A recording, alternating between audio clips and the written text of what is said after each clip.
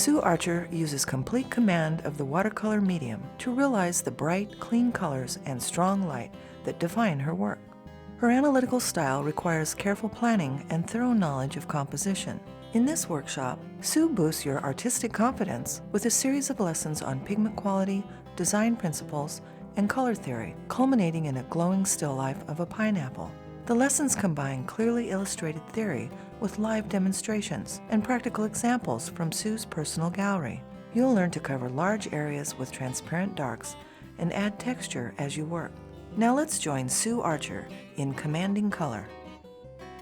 In this workshop, I would like to show you my painting process, my designing process, and the way I translate these concepts into a painting. I plan my values, my color, and my design. And because I am a planner, I feel this is the key to my success. In this workshop, I'm going to show you my process and my way of designing, and several small concepts and demos that you can apply to your work. So let's get started.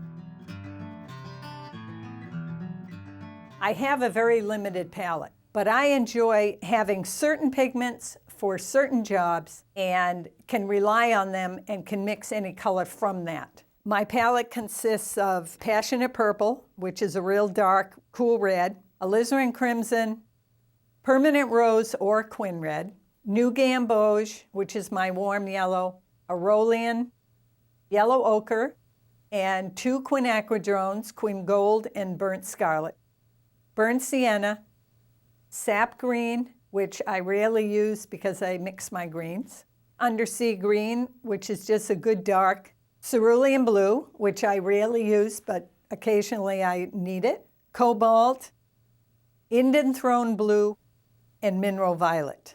The only other paints that I do use are Phthalo Green and Phthalo Blue, which I use for my darks, and I don't keep them on this palette because they have a tendency to contaminate my other pigments. It's very important to me to get my good color that I use transparent pigments and granulating pigments that are part of the transparent category. So my transparent pigments I have chosen because they're good for glazes and layering, and I am a layer painter. I cannot get mud using these paints. They are high key, which means they cannot go very dark. Every pigment, when it comes out of the tube, is as dark as it will ever get, and it is as bright as it will ever get. So if you look at this color value chart, these pigments, which are my transparent pigments in my palette, are fairly light value, and they will never get any darker than this, which is about value 3. They can be lifted so that if I make an error or I go too dark, I can lift it back to a lighter value. They are good to adjust color, so you can glaze over a passage in a painting with a yellow and warm that whole passage up. And you need a transparent pigment to do that. Let's go down to granulating and sedimentary. I like granulation and texture in my work. And so one way of achieving texture is to use granulating pigments.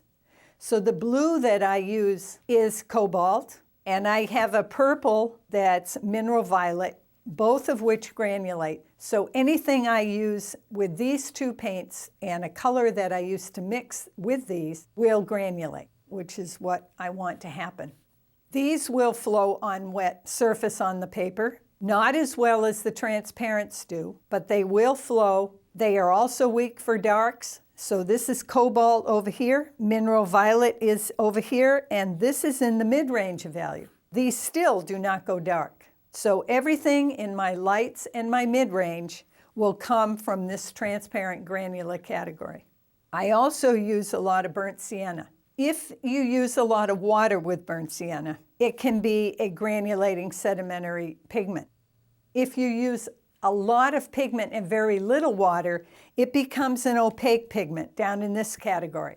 For my work, I don't want the opaque look. I want to keep my color bright. I would never use burnt sienna straight from the tube or with very little water. It's always going to be up here as a granulating pigment with a lot of water mixed in. When I want to go dark and approach this value down in here, I have to go to the staining category. The one thing stainers do is they come out of the tube at the darkest colors that we have available. And these right here, phthalo blue, phthalo green, are real dark, but they are also the brightest colors we have on our palette.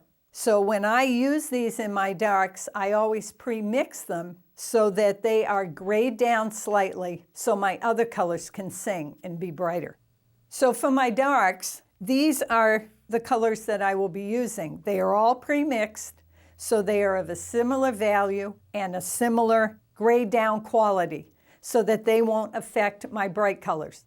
The opaques are always slightly grayed down to start with when they come out of the tube. And this is one reason I do not use them as pigments in my work. If my objective is to achieve bright color and to achieve the feeling of light, then I need to avoid the opaques. I use a little bit of burnt sienna and yellow ochre to mix my darks, but it's so little it doesn't give the opaque look.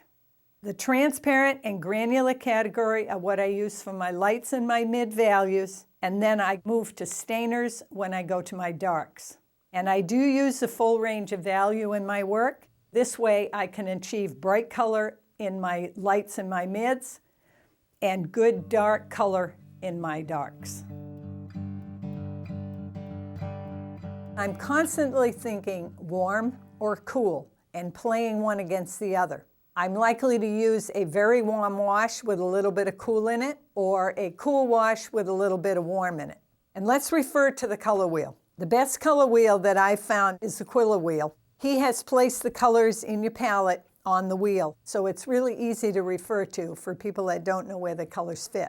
But when you talk about all the colors on the color wheel, you have to think of, for me, in my work, the warm side of the color wheel and the cool side of the color wheel. Once you start taking a color out of the wheel, then it may fit into a different temperature category depending on what it's next to. But as a whole, these are your warm on this side, and these are your cool on this side. And for me, I use a dividing line of the warm and cool yellow. When I am running washes, I will run a warm wash with a little cool, as I just mentioned, or a cool wash with a little warm. And I paint on pre-wet paper. So I'm allowing the paints to mix on the paper in a wet and wet manner. So I consider my technique, kiddingly, a wet on wet paper technique, totally uncontrolled. I'd like to address the three different qualities of a hue or a color. Temperature, which we've talked about already, value, and intensity. These are the three things that we can control about a hue. They're very important in your painting. The temperature quality we just talked about, and that is on the wheel, we have the warm side of the wheel and the cool side of the wheel. But once you take a color away from the wheel, things change. Here we have two cool reds, but one is cooler than the other. So you should be able to see visually that this has more red in it and this has more blue in it.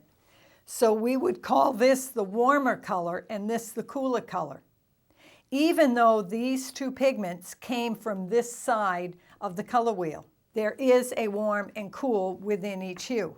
Over here, this is the warmer of these two reds. This has more blue in it. This has more yellow in it. You may not see those right away, but you need to train your vision so that you can see warm and cool when you put two colors next to each other. This is a cobalt and this is cerulean. Cobalt has a little more red in it. Cerulean has a little bit of green in it. So this is the cooler color, that's the warmer color. Again, even though these come from the cool side of the wheel, this is the warmer blue of the two. Same thing happens with yellow, where I have made a break in my color wheel. The cool yellow is Aurelian, the warm yellow is New Gamboge. This has more orange in it, this has more green in it. Therefore, we have a warm and a cool yellow. Moving from temperature down to value, this is cobalt blue again. This is straight from the tube. This is as dark as this color will ever get, and it is as bright or as intense as it will ever get. And for watercolorists, we add water to our pigment to make it lighter. And as it gets more and more water and lighter, it gets a duller intensity. It is less bright. The last quality we have to talk about is intensity of color. As a color comes out of the tube, cobalt, this is as intense or as bright as it will ever be.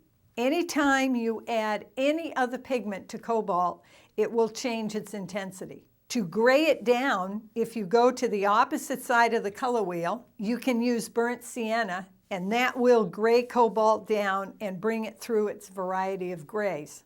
So when you gray down cobalt with burnt sienna, you get this gray that's cool, and you get this gray that's warm. So again, you're playing warm against cool. That's one way to achieve lower intensity. I would like to talk about value in its entirety using just grays and blacks so that you can see how important value is to the work that we're going to do in this workshop. So this same drawing has 3 different value patterns, and because of the way the whites are arranged in this one, it shows a brighter quality of light, strong direct light on this object and the brushes in the mug. And to arrive at that, I predetermine what is going to be left white on a drawing similar to this. And then everything else is going to receive the value of the mid-value. And then I can already see my quality of light. And each one of these is a different value pattern headed in a different direction. Once these are achieved, then you come and you do your next darker value.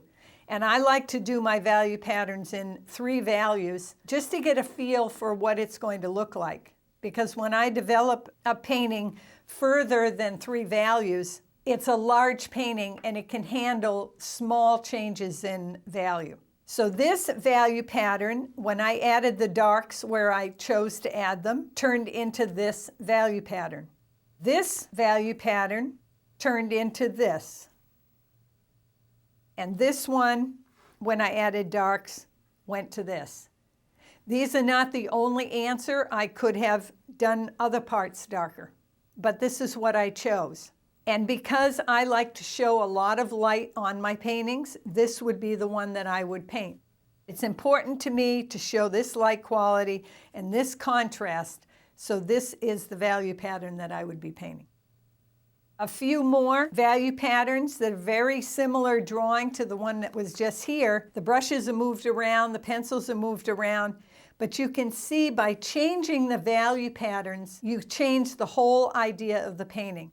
This has the strongest quality of light because of my placement of my lights and my darks. This is a different drawing. Value pattern transposed to color. Value pattern transposed to color. And again, totally different value pattern from the others, transposed to color. This is a different drawing, but the value pattern is complete. I have my mid-values and my darks, and each of these 4 are totally different value patterns and different line quality going in different directions. So they say something different. But because I have the whites in the right place, they all say there's strong light on the figure. Now to transpose from your value pattern to color, you have to go back to your color value chart and see where the colors fit in the value range that you have in your value study down here, remembering that certain colors only go so dark. So the colors I've been using will only go this far in the color range. And so they would be used as my mid-values here and here. And if I want to go dark, I need to move down into this range of colors, and those are the colors you can use for your dark values. So you have to be very aware of your pigment quality and how dark a pigment can go to transpose your value pattern. This is more involving landscape behind our figures. As long as I include a cast shadow as part of the image in my drawing, you're going to see a quality of light in a painting because the cast shadow is very important to telling you that. This has no cast shadow and no area of light on my object, so this does not have the quality of light that this value pattern has. This has a similar quality of light to this because of the cast shadow. But down in this drawing, you have light on the side of your object, showing strong light hitting the object, and a cast shadow. So this has a better quality of strong light than any of the other four. Talking only about value, if you start with a lighter value where the light is hitting on this side of the pear and go a little darker and a little darker in the cast shadow, there's an appearance of some light on the object, but it's not real bright light, especially when you leave white in the background. If you start going darker in value as you go around the object and in the cast shadow, and you leave white on this side instead of the lighter color, and go a darker value behind the white, then all of a sudden you see more light on the object than you did up here. Then add your darker value behind your object, especially on the side where the white is. This appears more light-filled than this one does. This is the full value range that I use in most of my paintings. I will go all the way from white where the light hits to value 7 or 8 in my background with a lot of color.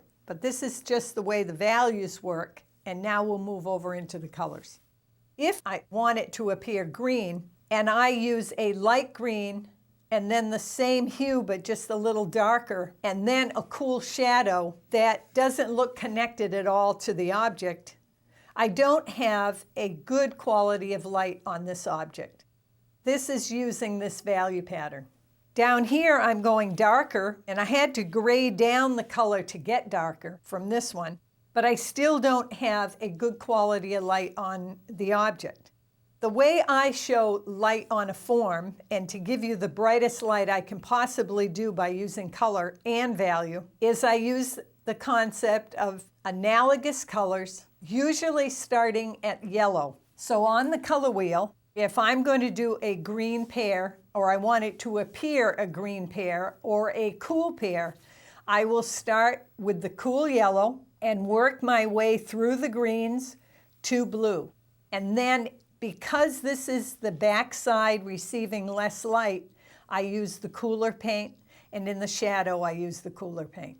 If I want it to appear even brighter, then I leave where the light hits white instead of yellow and work my way toward the cooler yellow and toward blue. So again, I'm working around the color wheel, but I've substituted white paper for the initial warm shape. In the background, to make this come forward, I go to the opposite side of the color wheel, gray down these colors, and place a wash behind the area where the light is hitting. This will make this appear more light-filled and come forward. I could use the exact same pigments that are here behind, but it doesn't have the same light-filled qualities because I'm using color theory and opposites on the color wheel, warm against cool, for you to be able to see the pear and have it jump forward. Now, using the full range of values as we did over here, I take this concept, white where the light hits, go through the yellow, working down to the blues, pull out the cast shadow, and then behind it, go as dark as is over here in my value pattern. Now let's say that you want to have your object in the orange range. Then you do the same theory, the same concept as in the green. You start with the yellow, work toward the orange, toward the red. What you're doing is going around the color wheel toward a cooler color. We consider yellow as saying light. And so by going toward the reds and toward the oranges, you're going toward a cooler color. So I don't have to go as dark to show form. I just have to move around the color wheel. Here we have the opposite, cool background, but mid-value or even a light value. It still shows strong light on the object. Here I want a darker value showing strong light. There's more contrast here. We still have the same hues in the background. They're the grayed down blues and grayed down purples. Now notice on my cast shadows on all of these, I have linked the cast shadow to the pear. There is not a hard edge there. It's just a transition to either a cooler color or let the colors just run out that were in the pear originally. And that's the merger that I've been talking about. Then if you want to push it even further so it's more on the reds, same concept.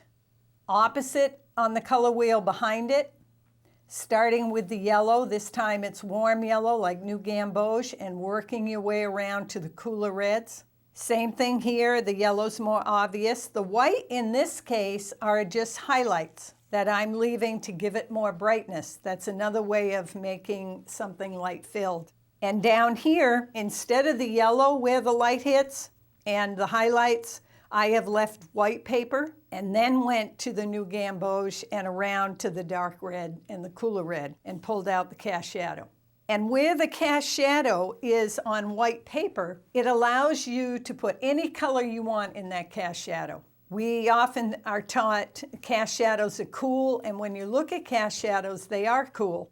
But you don't have to do exactly what you see. You can do what you choose to do.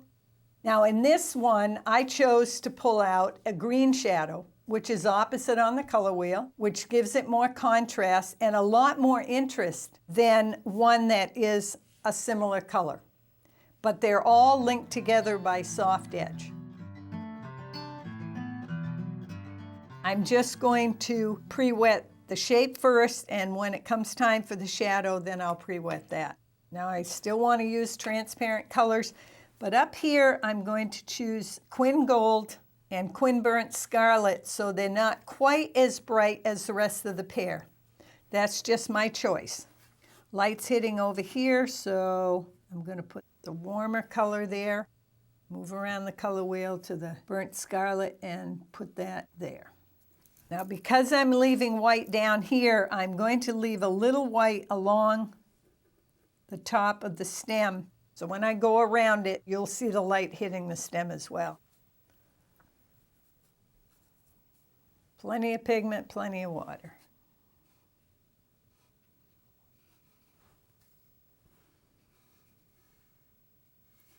Now the hard thing when you start pre-wetting in shape is you get too much water at the bottom. You just have to control it. I can't tell you exactly how to do it. You just have to do it. Then go to the next color around the color wheel, trying to keep my color as bright as I can. I'm going back and adding New Gamboge at that line, controlling my water. I still like it tipped because otherwise the paint has a tendency to sit where you put it and it doesn't run together. And I can tilt it in any direction. Now to go darker, I have to go to alizarin crimson, which is a stainer, but there's no other pigment available to go in this direction. And it's the cooler red, and we need to push this toward red because that was my objective. At any time it's wet, I can go back and put some more in. Now I'm trying to hit this in one shot, get my value and my color. It's small enough that I don't have to worry about layering, although I know I can come back because I know the colors I used. Now I'm going to go to a cooler red, mix that in. Passionate purple.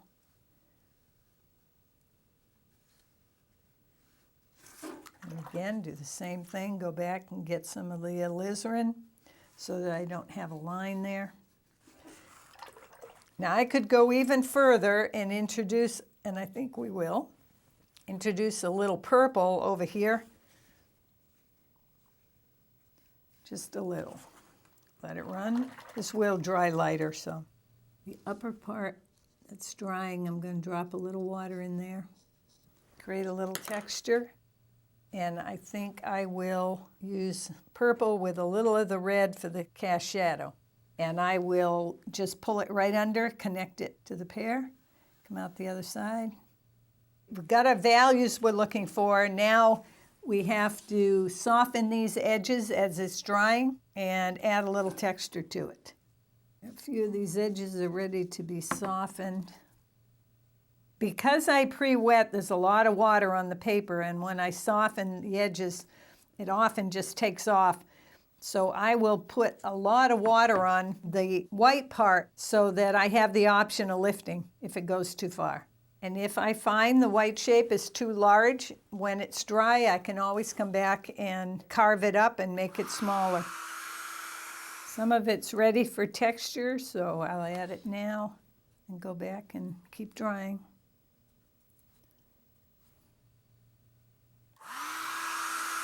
Unfortunately, using a hairdryer, sometimes it'll push it beyond the part where you can get texture. Slow drying is probably a better option for getting the correct texture.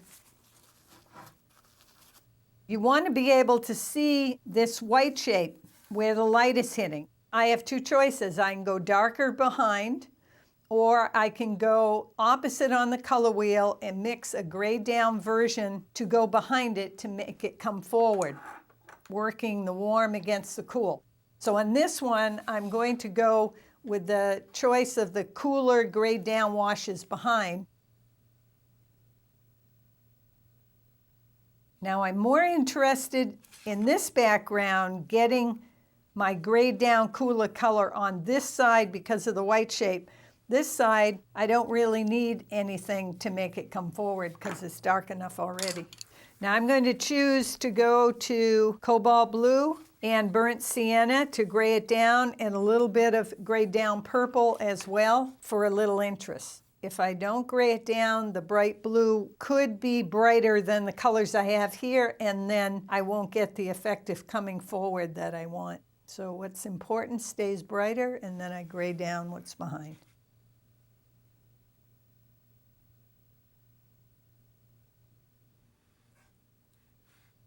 Little change of color.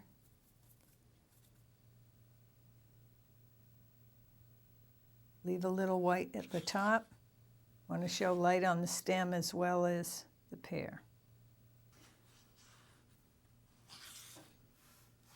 Because this is cooler, because it's a change of value from the white, you now see the light hitting on the pear. The white of this shape is merging with the white of the tabletop. This is perfectly okay. Your eye will fill in the line from the bottom of the pear up to where the blue is and show you the pear shape. Every artist is going to make their own decision as to how much merger they might want here. I just happen to stop here. After this is dry, if I choose to cut this out, I can re-wet, lay color in there, and close that off. If I want the background to stay back, I would only use texture in the foreground and not texturize the background. This deals with the percent of subject and the percent of your background, or what we call the ground, or negative space. Some people are very comfortable with a pear very small and taking up a minimal amount of your area. And this is more about telling a story. You can tell a story about the atmosphere, the weather, where the pear is, other things that might be in the room, or you have the pear outside in the environment. Moving in closer, you can still tell a story because there's plenty of room to put a lot of other things in here, and it still isn't all about the pear. These two are storytelling, distance, mid-distance. As you come in closer and your subject matter takes up 50% of your picture plane, then it's more about the pear. Coming in even closer, where we call this the close-up viewpoint and this the macro, here the negative space is very important. You design that as part of the outside of the pear. So this is a shape and this is a shape. Whereas here you have a lot of room around your initial shape. And here your negative shapes are broken up by cropping in so close that part of your subject matter is also outside of the picture plane. Now my work is done basically with these two viewpoints. I come in close. I love to crop off parts of my objects. Back here on the wall, you can see that I've cropped off every object that's near the border. really zeroed in on my subject matter. Each of my negative spaces becomes very important. Same thing here, I love to crop off part of my image, and each one of these slices I've taken a part of it, and it tells you there's something else going on outside the picture frame. All of these along the border are cropped so that part's outside, and even at the top. So there's no negative space that goes completely around the subject of my painting.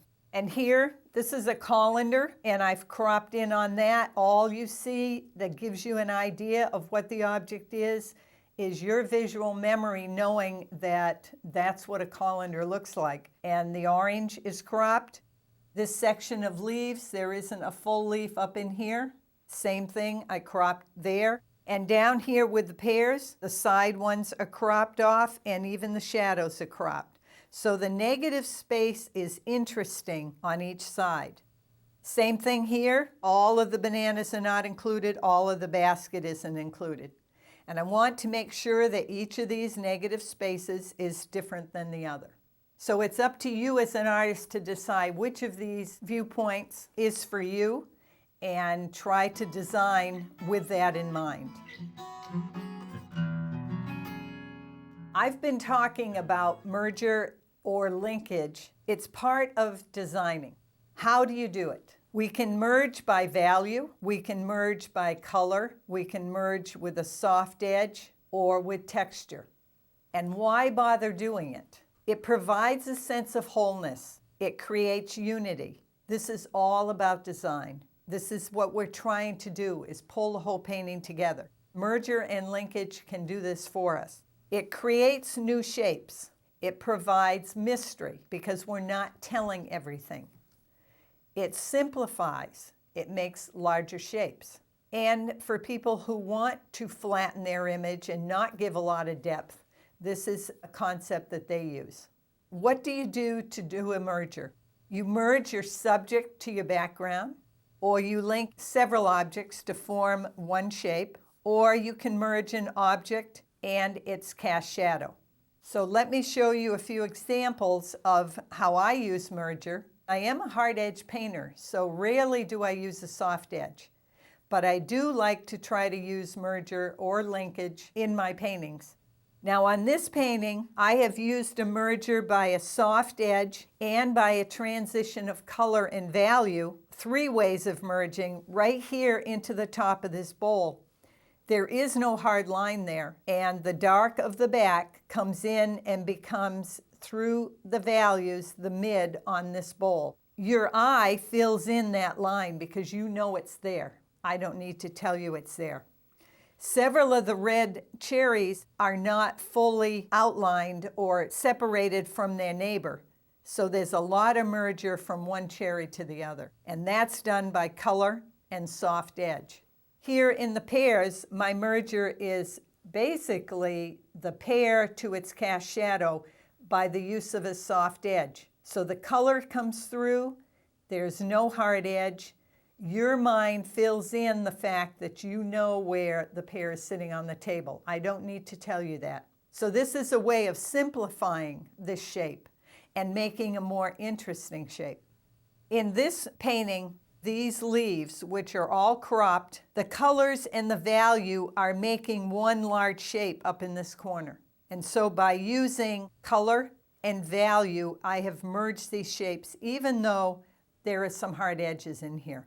Over here on the orange, if you squint, you don't see a change of value through here, but there is a change of temperature. And so I've created distance by using cool colors here and warm colors out here. There's a merger across by value, but I've separated it by color. There's a lot of merges by color and soft edge. Here the colander merges with this orange slice by color and by value. At the bottom of these seed pods on the cactus, there is no hard edge down here, here, and here.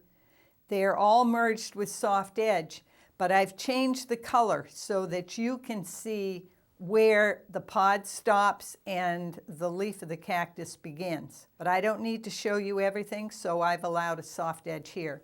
With the mangoes, these leaves are hard edged. And the leaves that are in the distance and tucked underneath in the shadow are all soft edge. The soft edge allows it to recede and give distance. And I'm keeping the value very close back here, which also pulls it back into the background. So I have a merger by soft edge and a merger by value in the background. This deals with how one color affects another color when they're put side by side. It is a visual phenomenon. This is the way we see.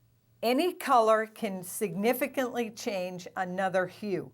A white background makes colors appear darker and shapes smaller. These two squares are exactly the same size and exactly the same hue. But because this is surrounded by white, this will appear much smaller and darker than this piece of red there. And when I use a dark background, which you can consider it as black because it has the same effect, the black background makes colors appear lighter, brighter, and larger. And so that's a reason why I love using the dark, especially around the colors that I'm using in my mid-values.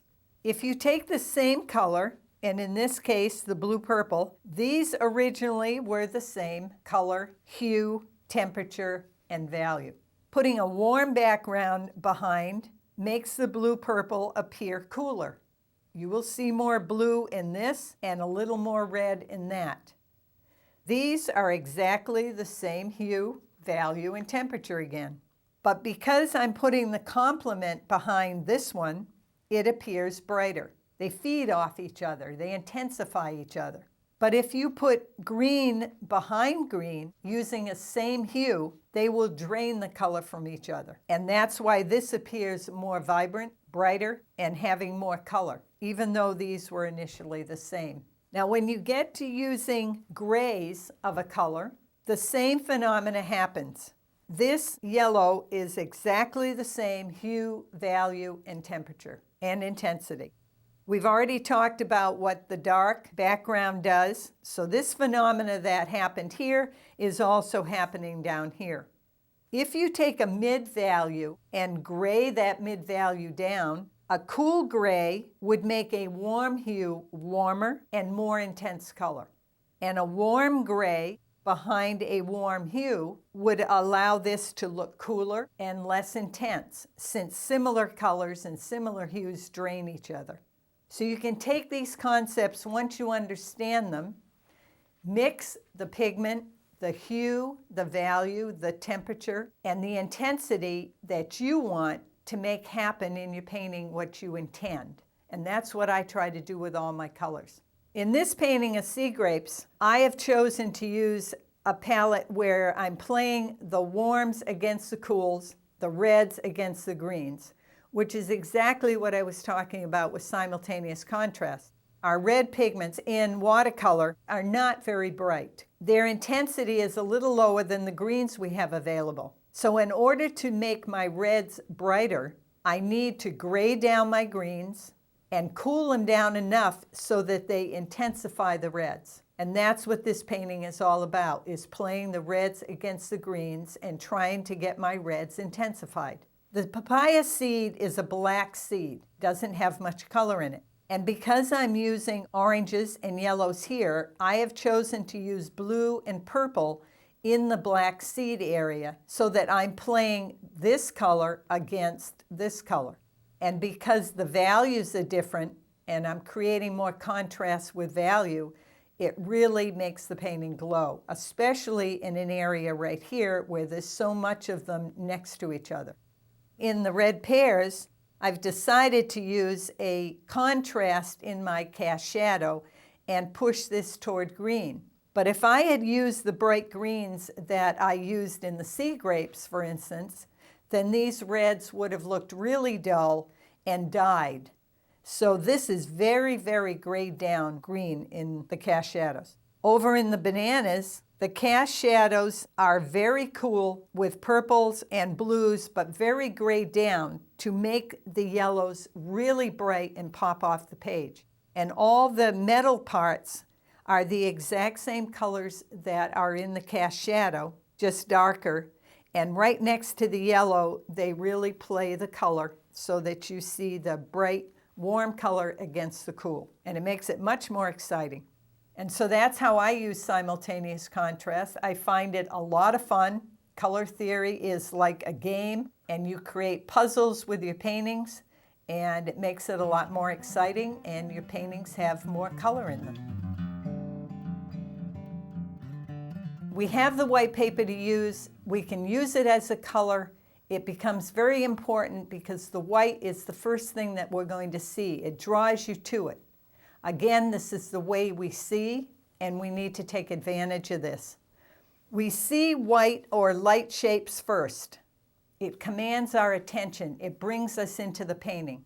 When this white shape is in the center of a black shape, it is larger and bright, whereas the same size shape in black on a white background appears smaller. And since this is the way we see, you can draw people's attention by using white paper, a white paper shape surrounded by dark and contrast to draw the eye in, to bring you to a center of interest.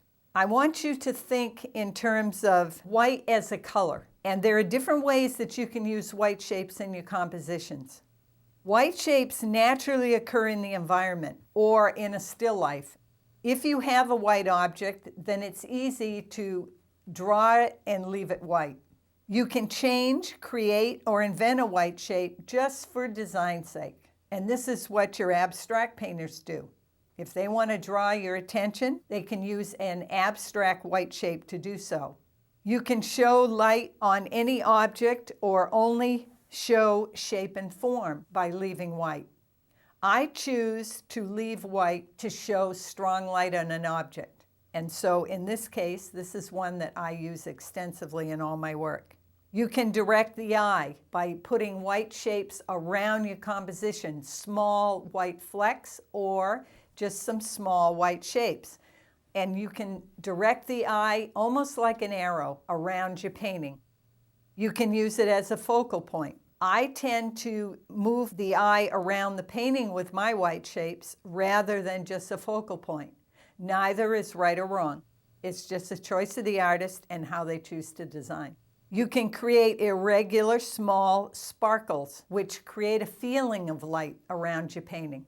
You can use white as a negative space. However, a lot of painters just leave a lot of white space around their subject because they don't know what to do with it.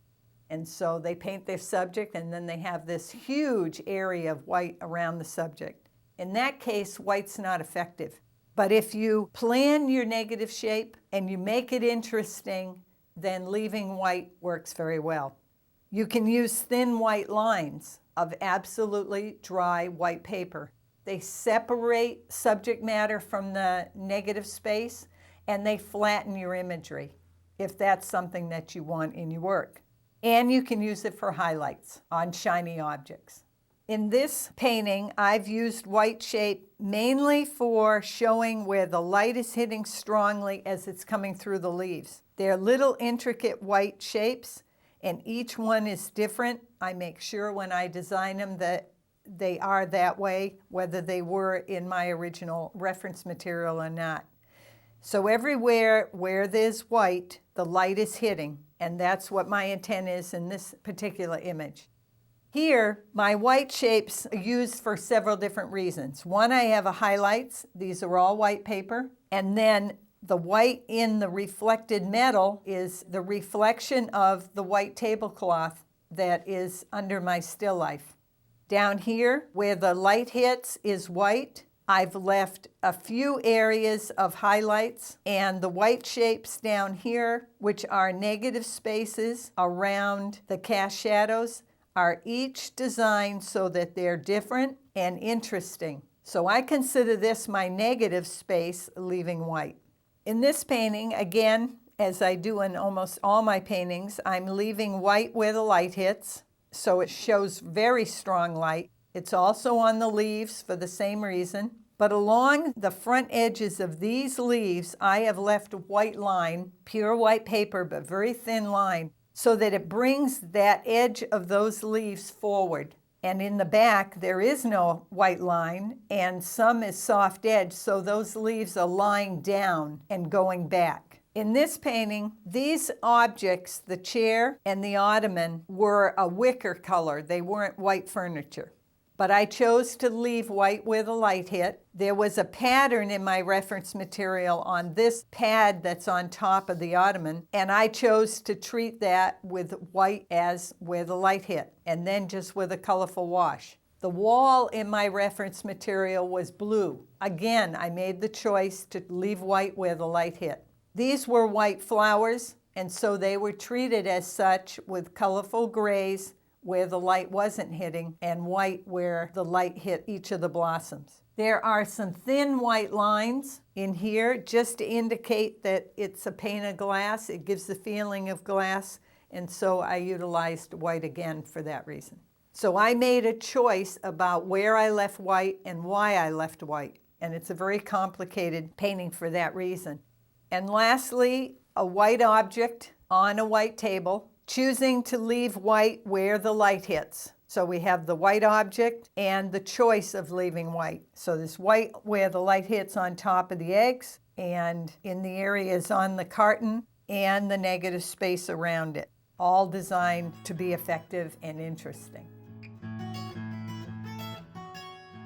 Now let's talk about mixing colorful grays. A lot of artists feel that they could take just a tube of black paint and gray every color down. I find this gives a very dirty look to the colors and not clean. And so I enjoy the look of mixing with opposites on the color wheel and arriving at several different grays, a warm gray and a cool gray from the same two pigments. Let's pick two opposites on the color wheel, and I'd like to start with cobalt, which is in this area, which is one of my favorite mixtures. If you just put cobalt down at a fairly light value with a lot of water in it, and then pick an opposite color on the color wheel, which is going to be in this area, burnt sienna, which is already grayed down, we now have a cool and a warm that are opposite each other. They're not going to be exact. This isn't going to end up to be a neutral gray, but they're going to be close. Add a little of this to a lot of that.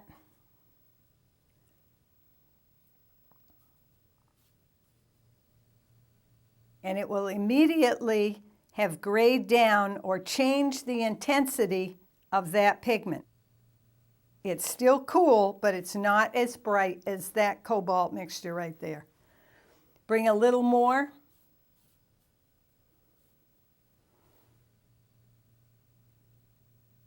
That's grayed down even more than this one. Keep bringing more of that mixture in. And at some point, we're going to end up with a fairly neutral gray, or one gray that's much warmer than the other. And we're just about in the middle here. So now we need to add more. And you'll see a shift to a warm gray right there. This is a warm gray in comparison to that gray. This still is very dull. I want a little more color in it. More burnt sienna in the mixture. And then add even more. We got room for one more.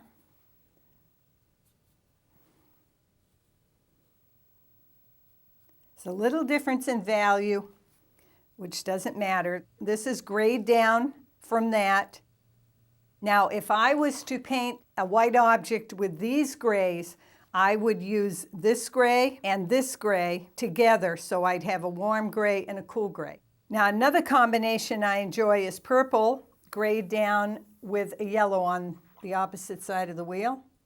So I'm going to start with a mineral violet. It's by Holbein, but I add a little bit of cobalt because it's very red.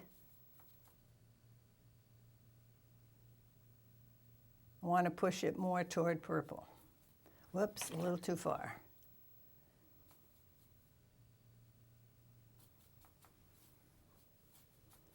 Okay. Lighten it with some water. Okay, that's my paint on this side. Now I need something from over here. And I'm going to choose yellow ochre just because I like the combination that it makes. And put that one here. And go through the same procedure. Bring a little yellow ochre over to a lot of the purple. And lay it down here. Now this is grayed down from that. Bring more.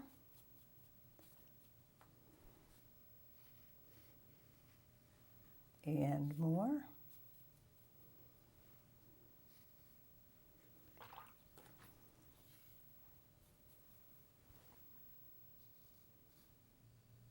And now this is a lot warmer than any of the others. Now I'll take a little of the purple over.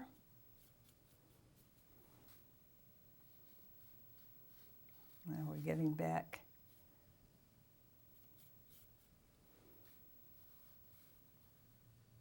So all of these are grayed down pigments from these two. Remember that this burnt sienna and yellow ochre are already grayed down pigments to start with. Now if I was to use two grays from this combination, I would probably choose this one and one of these two. Most of the time when I paint a white object, I take this combination of two and this combination, so I have 4 different grays to use in one object. Let's just do one more, and we'll use permanent rose or quin red as a red, and let's use sap green as our other color, and we'll do the same thing. We'll take a lot of the green and a little of the red.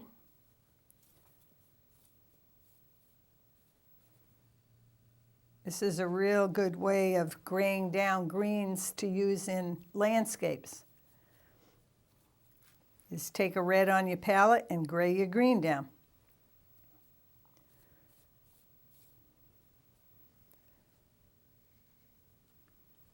Didn't have enough. Let's do a little more in that one. There we go.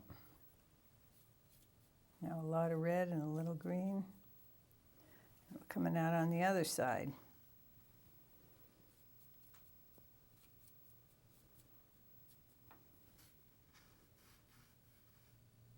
That's another combination, and there are as many combinations on the wheel that you want to try that you have paints in your palette. The main thing to remember is try to choose pigments opposite on the color wheel, as far away from each other as possible, and then try the mixtures to see what works for you.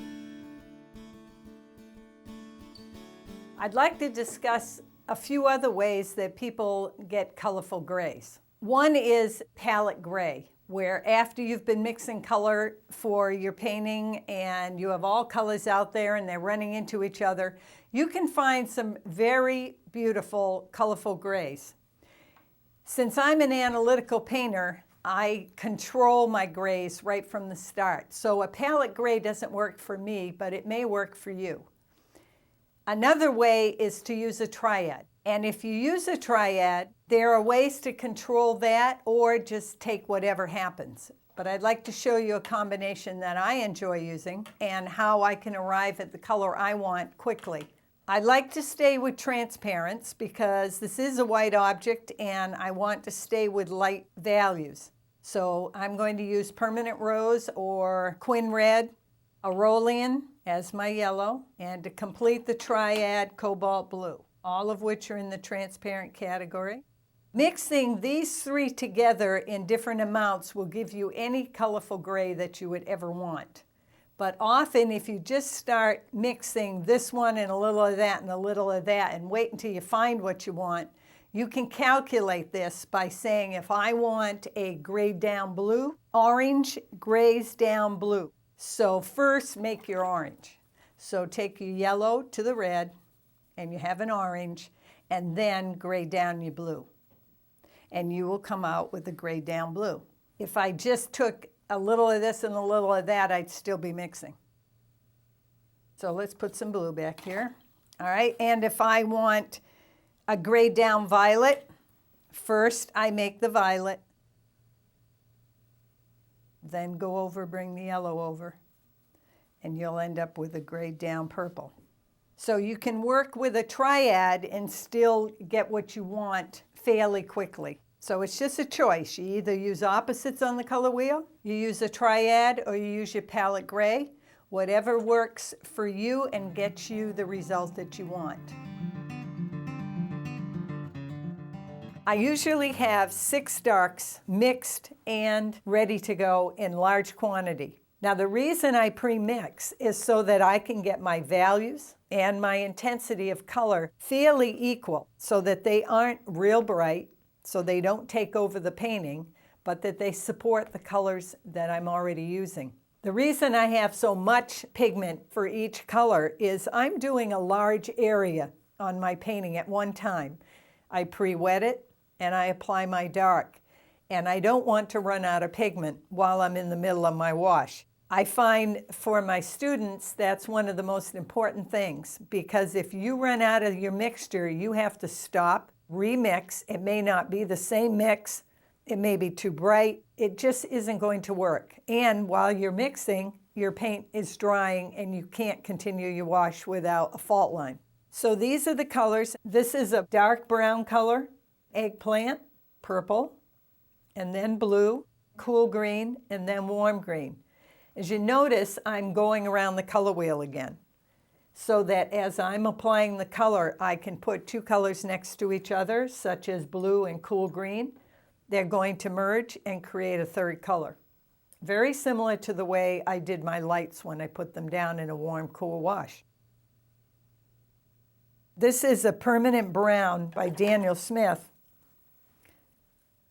and it's the only company that I found this color. And this is the purple one. Now, the permanent brown is straight from the tube. This one, and I'm releasing it out because otherwise you can't really see the color because they are very dark, is on the maroon side, and I call this eggplant. But the mixture is phthalo blue, alizarin, and then add burnt sienna to gray it down. Now this is also mixed from those same 3 pigments that this maroon one, or eggplant, was. Then go to the blue, and again, that one's mixed with phthalo blue, alizarin, and a little burnt sienna. My students often ask me, well, how much of this and how much of that? I just try to get them far enough apart from each other so I have 3 different colors, 3 different hues that will mix together well in a wet and wet wash. This is my cool green, or you could say it's blue green. Very, very cold color. I use a lot of this color, but I allow this color to mix in and that color to mix in, so I don't end up with too much of that all by itself.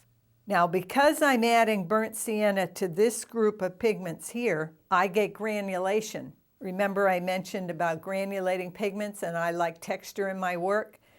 By adding the burnt sienna as the agent that grays down these colors, I end up with some of the granulation that I like in my work. So that's one reason I mix my own darks, to get a pigment quality that I might not get in a tube dark. This warm green over here is mixed with phthalo green and again burnt sienna for the same reason. And those are the darks that I will be using. I want a little mystery in my wash. And so I try to do like a value 9 to 7. So there's a little change, and you can see this visually. I also change color a lot. So every couple of inches, I'm going to be changing color. I may be moving from a warm green to a cool green to a blue, then back to a cool green. It may just be an analogous move, or I may jump from cool green to purple. But I want to avoid, as much as possible, jumping from a cool to a warm, because it will gray out in between. That wet and wet wash, moving one color to another, is going to gray down the color, and that's not what I want. You can't be a chicken when you apply darks. You have to put a lot of paint down, and you have to cross your fingers. Let's start with blue. It appears really dark because we're applying on wet paper. Just remember, it'll dry lighter.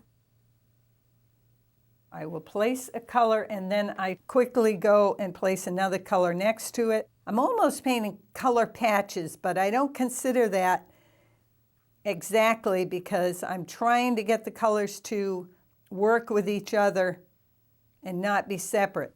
I will leave a lighter area in some places so that it gives a little mystery of looking through. Now let's go to another color, just moving around the wheel a little bit.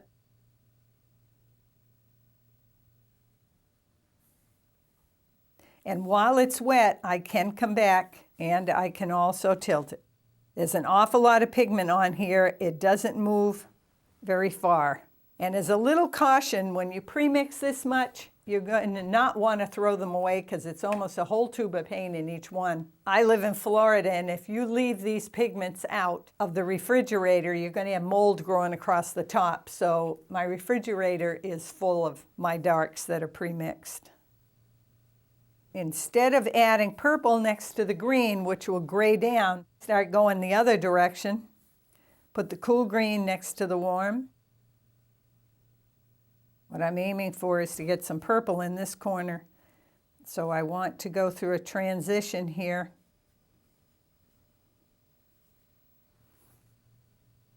Some areas are going to appear darker than others. And now we'll go to the purple. I don't use all of these colors in one painting, but I want to have some warm darks if I need them. And so they're all pre-mixed. That's the way I put my dark down, and I've left this area a little lighter in here so that it looks like something is going on in the background, but I'm not telling you what. I learned to do my reference material by setting my still lifes up outside in the strong sun. And I would take hundreds of pictures of one still life from all different directions, different viewpoints, looking down. I'd put it down on the ground, I'd look up at it. So that when it came time to do my drawing and painting, I had a lot of reference material to draw from. I may not paint from this reference material for 2 or 3 months, and I want to make sure that I have what I need. The first thing I do after I get in the mood to draw and paint is I gather ones that say what I want to say, do my drawing full size, do a value pattern, and then start from there. I have done a full sheet drawing of a part of a pineapple from my reference material. And I have cropped it on the bottom and at the top, and I have 2 large negative spaces over here on both sides. It looks symmetrical, but every one of the small parts of the pineapple I have made sure are different, facing different directions, but all moving in an upward direction. The leaves at the top are all different, but they're tending to curl and come down. So all the movement going up is taken care of by this movement coming back down again. The light is coming in from this side and hitting the side of the pineapple. There are a lot of very small, intricate white shapes on this side. Each one is different, and when we start painting and get the first value layer down, you'll begin to see where the light is hitting. Over here, this is going to be a darker side, and then in the back, we're going to have it go to my real darks back here. Also, I have to start thinking about warms and cools. The major part of the pineapple in this area is going to be the warmer area, even though it's going to have some cools in it. This area is going to be the cooler washes with some of the warms in it. And the same colors are going to be used in both sections, so that it will hold together, it'll give it unity. And for me, establishing all of that information, the drawing, parts of the design, the intricate small shapes, and the colors I'm going to use, and the temperatures, warm against cool, can all be decided ahead of time. And then I can just let the paint flow and work the values up. I'm going to use just 3 values, and where the whites are, where the light is hitting, I just put into a major white shape. And then as I go to the larger painting, it will be broken up into minute shapes. So I have the whites marked on the paper, and that's all I have marked down. Put the value around my white shapes. I know everybody hates doing value patterns, but unfortunately, that is how we can see parts of your painting setting up this contrast of value. And if that isn't there, then you're not going to see what you intend your viewer to see. If I want you to see light on this, I have to create a light area, a mid, and a dark. You can see from the value pattern that now all of the interest and the intricacy is going to be over on this side, so we no longer have the symmetry that we had in the drawing. Now we're going to add the darker value. It's in a smaller area, so I'm going to lower the board, because if you're in a small area and it's pre-wet, it is going to start running all over, so I'm going to drop it to control it. And you'll see the effect this is going to have. There are a few darker areas that are through, so that you have some pass-throughs, which help give you a little more depth, a little more feeling for the fruit and how the shape works.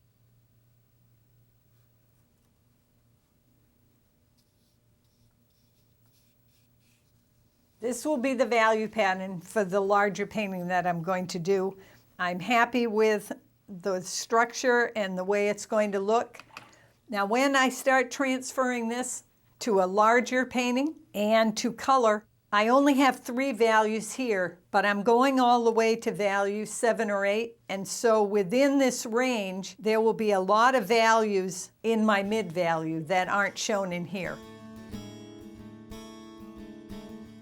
I'm going to start the pre-wetting process down in this area, and as long as I leave the water outside of the area I'm putting the paint down, I can always have a soft edge and I can stop at any time.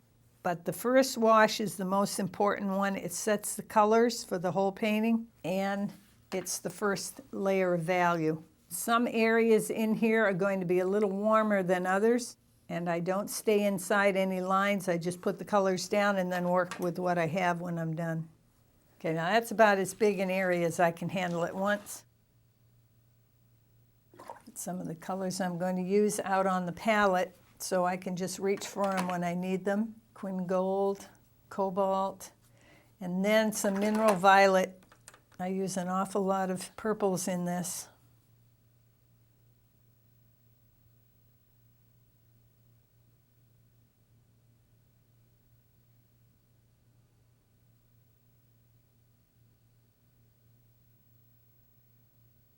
Intent is to keep changing color so one area doesn't have too much of the same color, but I still want to stay in the warm range compared to what's going to be up on top.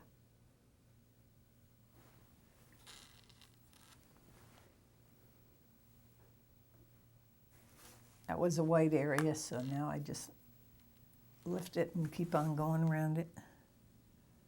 I have to constantly keep it wet ahead of where I'm working, so I don't want any hard edges.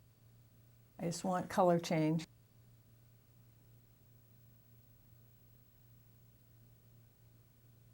As it's drying, I'm going to create texture, if I possibly can, by creating the backgrounds.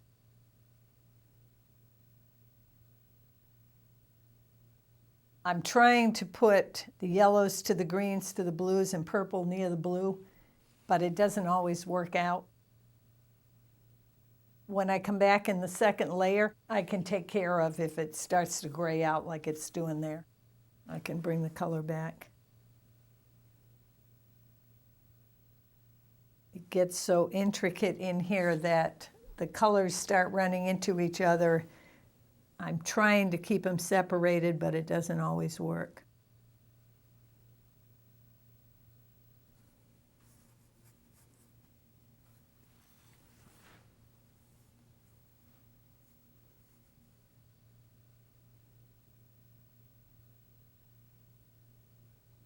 This area is starting to get a little too cold, so I need to start getting some warms in it.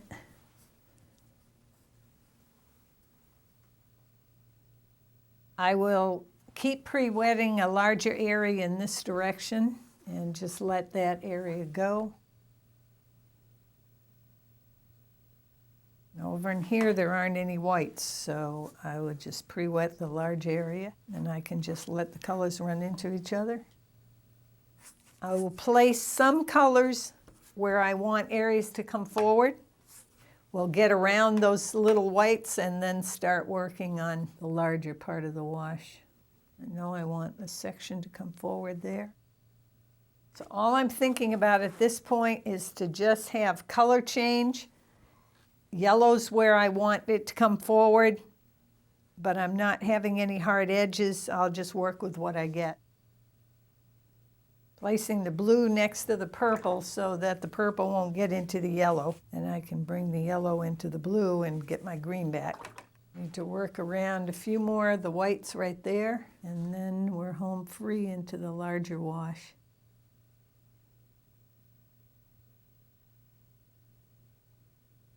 It's light cobalt, so it's not going full strength.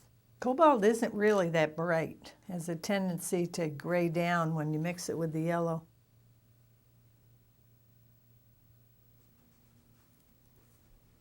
Now when I get into the larger area, I will work some areas and not others.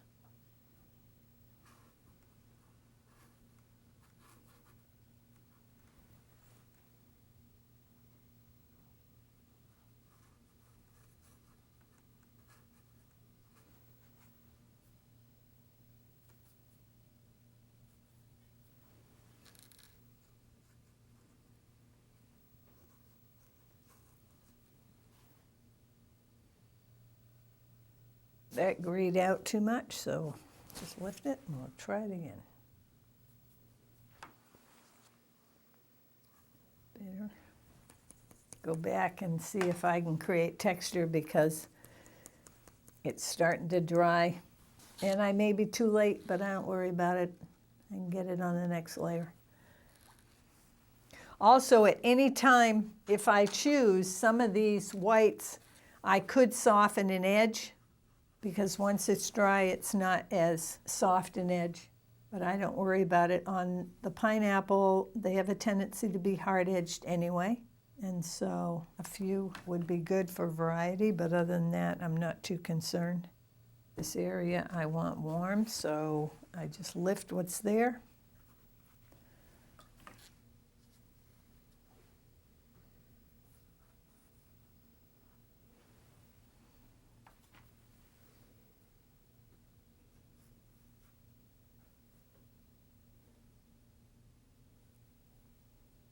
There's another area that's going to be warm.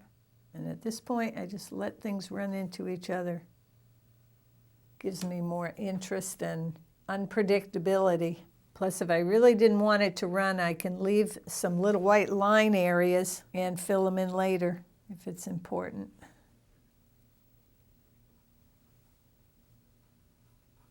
Which I'm going to do there.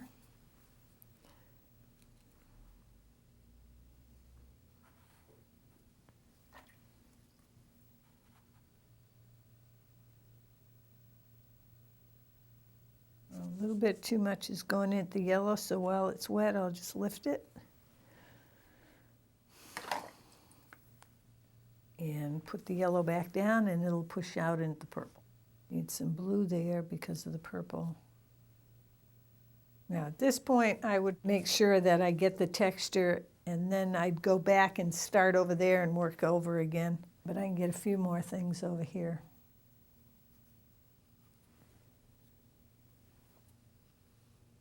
I'm going to leave just a little white along there and take care of that later, second wash. Since I want you to see the light over here, I'm not going to leave any white paper in the end on this side. But to get my colors so they're not totally graying each other out, I'm going to have to leave a little bit.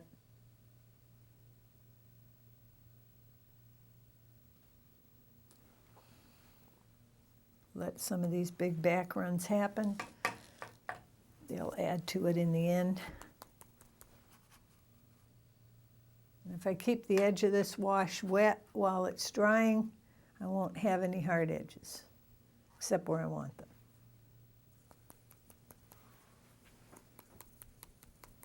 That's a texture that I'm trying to get, and let the paints run into each other. and create a little bit of mottled value. Seems like I spend most of my life wetting paper, putting paint on, and then texturizing and pushing it around. I would continue this wash the way that you've seen me paint it, from this side to the side where there's very little white shape. I would do it the same way all the way up to approximately this area where the leaves start coming out of the pineapple top. Because at that point up in here, I change to my cooler wash. There are a few areas that will have a warmer wash, which I will put in before I start doing the greens. I'd like to show you a previously painted wash done up to that point. There is some color shift, but it gives you an idea of the finished first wash across and up to here without hard edges, except a few hard edges where the warms are that I want to come forward, such as in here. So all of this is previously wet around those. And now once I get up here, I'm going to change to a cooler palette, and so I have to stop and dry it and make sure I'm ready to do the other wash in the other direction. Now there are some drawn areas up here that are coming forward. They're the forward part of the tips of the leaves. And to make them really come forward in the painting, I'm going to paint them the warm palette that I painted the lower section. And that will make them come forward once I put the cools behind. Back to the colors that I used at the base.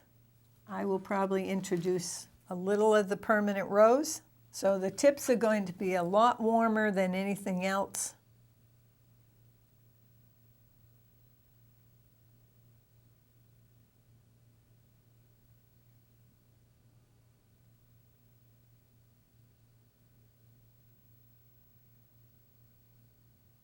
There's a section here that'll be white on the end.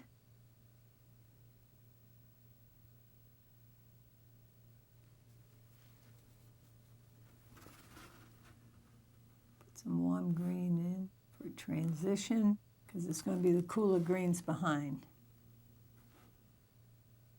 Paint another one down here. And I want to make sure this comes forward up the wash underneath, so I really make it warm. Really has nothing to do with what I saw in the pineapple. I'm only working warm against cool for the reasons that I mentioned. That's what's determining my colors at this point.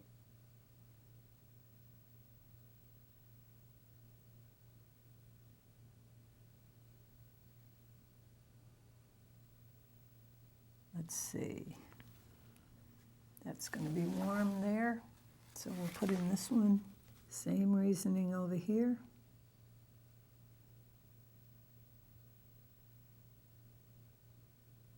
I'm letting the orange form right on the paper with the yellow and the red. And just let it make its own color. That one's starting to dry, so we'll add a little to that.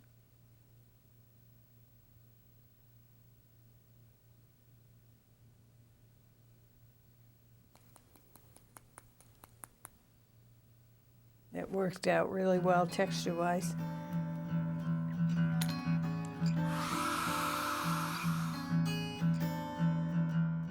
Now we're going to put in the top wash, which is the cooler wash, where the leaves are, around these warmer spaces, and that warm paint is going to make those edges turn forward. I have some white shapes up in here to work around, so over in here, there'll be a lot of warms and cools on the side of the light. So we get these in first, and then we open up and have a big wash over there. Sticking with cobalt, some purples in here. Now here I want the blue greens and not the warm. So very little yellow. Now because this is warm and I want this to be behind it, I will make sure that I have the real cool colors, the blues and the blue-greens, right behind it. As I go away, I can warm them up, use some of the purples, because they won't affect that. Or I could go back to some of the warm tones.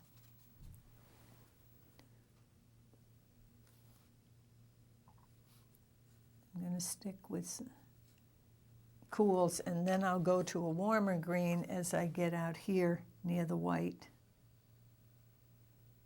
So there'll be quite a bit of color change in there. This is just the first wash. I can come back and a lot of this can be changed.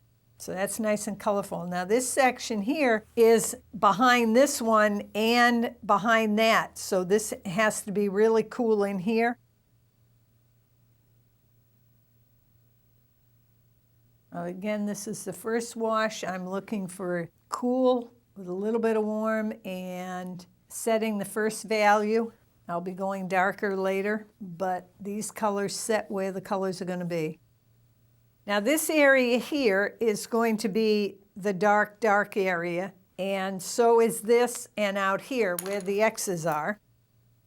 And I leave the area where I'm going to go my darkest pure white paper.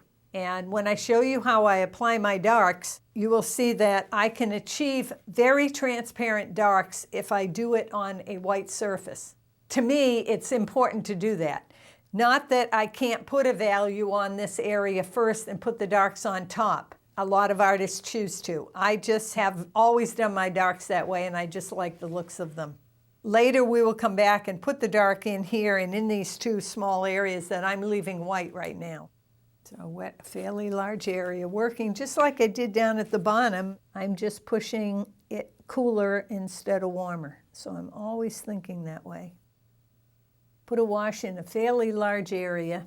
I'm just being a little careful of working around my whites and where it's going to go dark.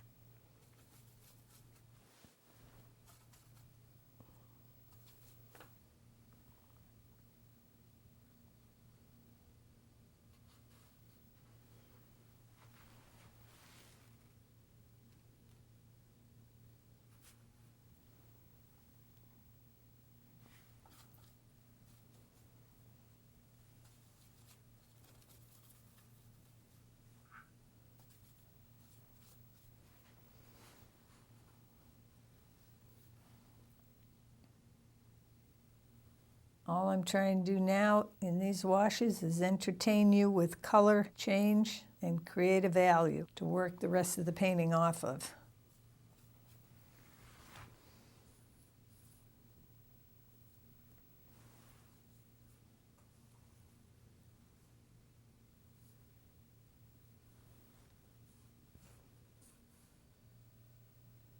Then I'll leave that wet through there, come back later and complete that wash. And just finish the section over in here.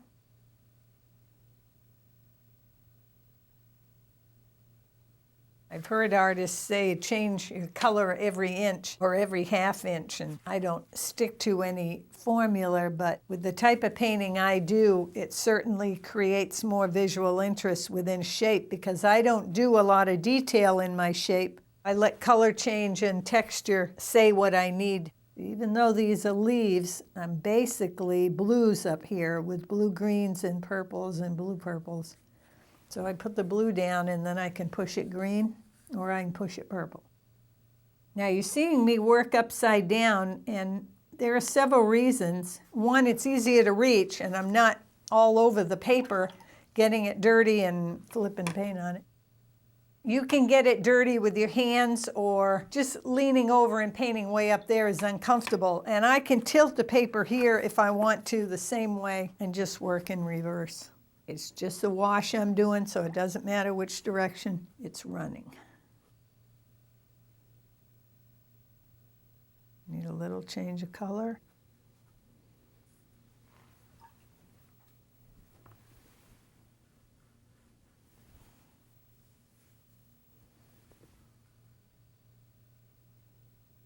Leave the edges of the wash so I can stop if I choose and come back, and you'll never know. Don't be afraid to stop a wash and come back later. You just have to remember, if you don't want a hard edge there, leave a lot of water up to another hard edge, and you can come back, re-wet, and continue, and you'll never know that you stopped. So that's what I'm showing you right now. I'm creating water all the way around it. I will bring some paint down to that hard edge because that is what I want to create there anyway, so I might as well put it in. Okay, and while that's drying, I can create my textural interest. A little texture there, a little texture on this side.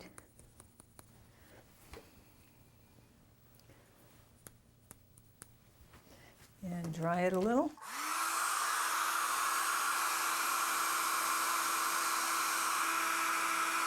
Now you're seeing more of the texture up here because the yellow doesn't show very much, that's so light, and it's broken up with the white. But up here, you've got a bigger flat wash and you're going to be able to see the texture develop more. You can see how this soft edge over here all the way around isn't creating any hard edge that's significant.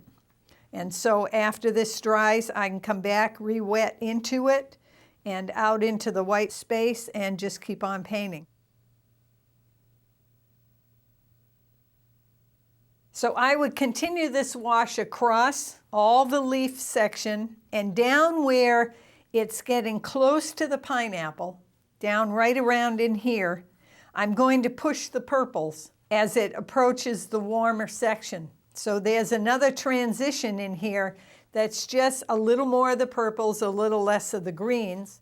In a previously painted section of the green, this is continued across, just like I was painting. And down in here, you see it changes more toward the purples as it gets closer to the warmer wash.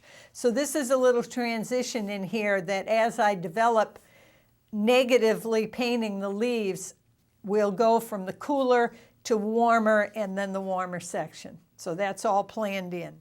So this is what my whole first wash would look like, getting ready for the second and the third wash and getting ready for the darks to go in. There are a few things I'd like to mention about mixing the darks and having containers that you can use to keep them in and put in your refrigerator.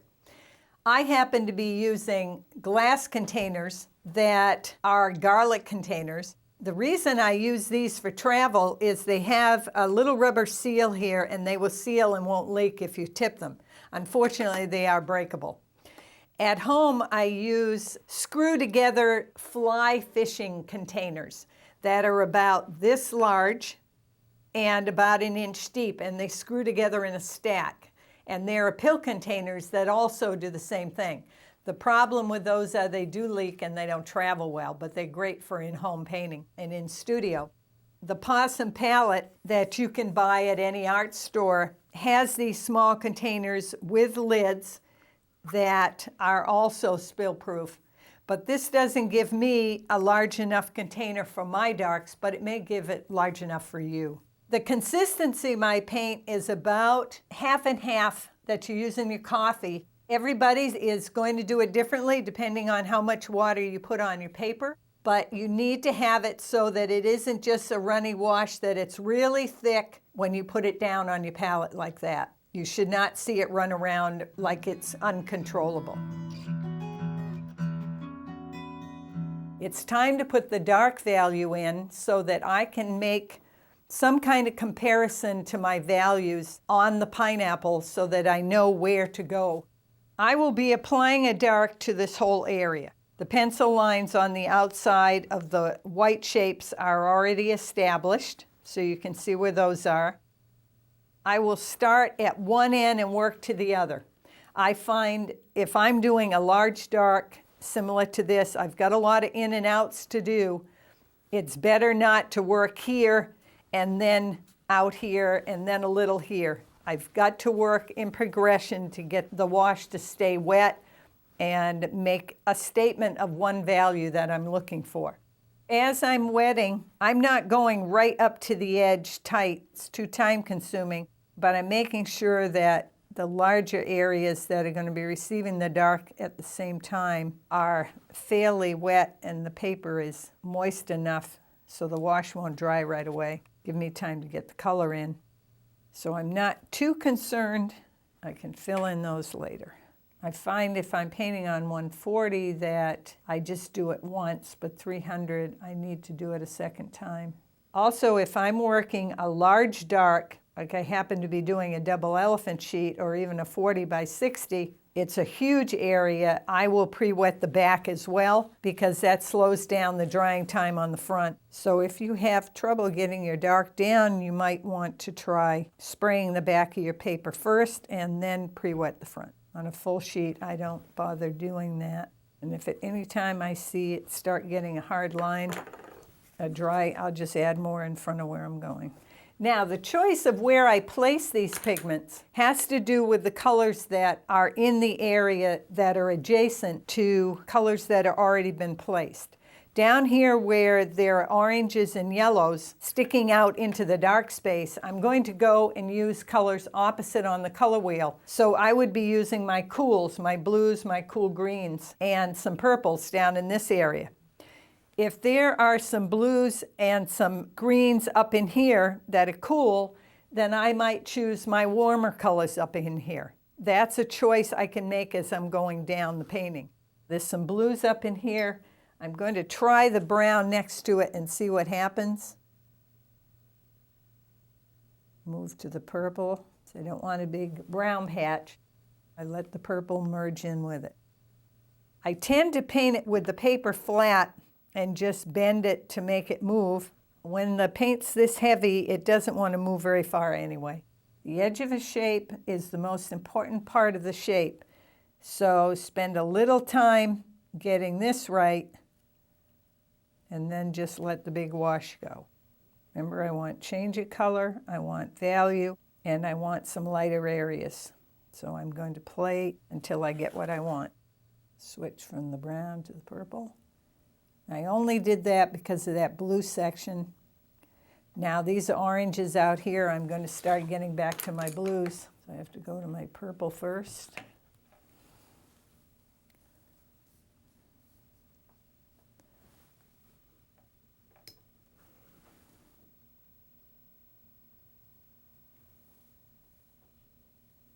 Putting purple next to the warm.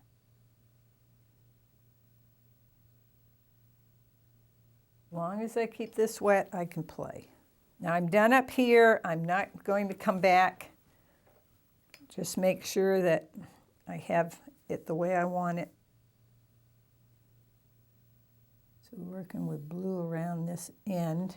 What I have on this side, I want to try to come out on the other side to create a little depth.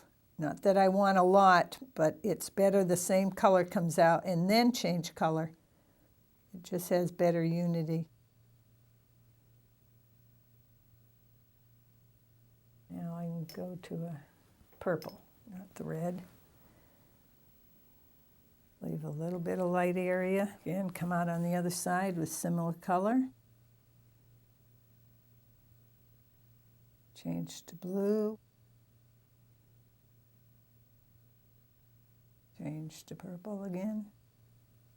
Putting blue next to the orange on purpose. Opposite on the color wheel.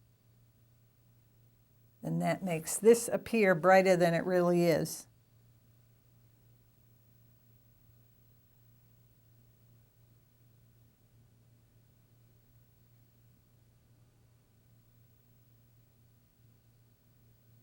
I want to switch colors in here a little bit. Won't be that noticeable, but it will be noticeable if I leave it a solid blue. Oops, I just went over a white that should have stayed white. Too bad. A little weak in value up here, so. You keep adding water and make sure it runs downhill, otherwise I won't be able to continue my wash and have it look good. I try never to go back and do my darks after it dries, come back again, so I have to try to get it to work while I'm there. Back to blue and finish this.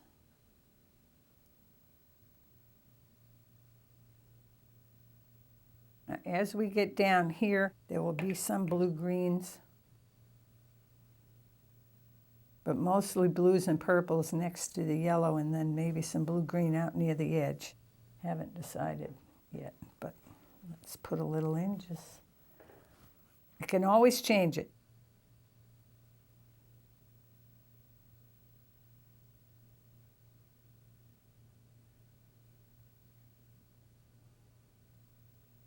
Now the edge is very important, so spending time, because the outside of a shape is more important than anything that happens within that shape.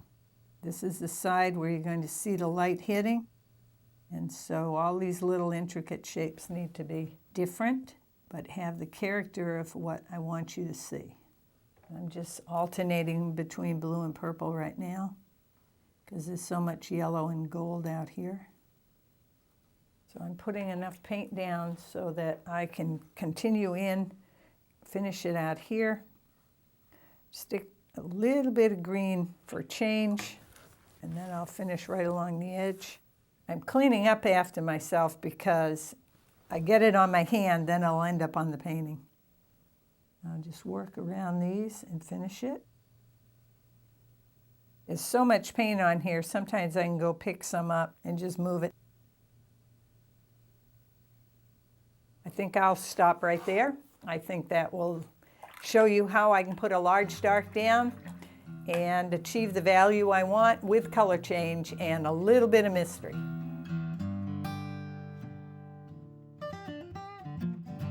Now that the painting has dried on this side, I'd like you to look at the texture that I've been able to achieve. Up in this section, you can see a lot of the granulation, which is due to thickness of paint and the amount of burnt sienna that I've been able to use there. And as you come down, you're going to have a lot of areas where there's the same type of texture.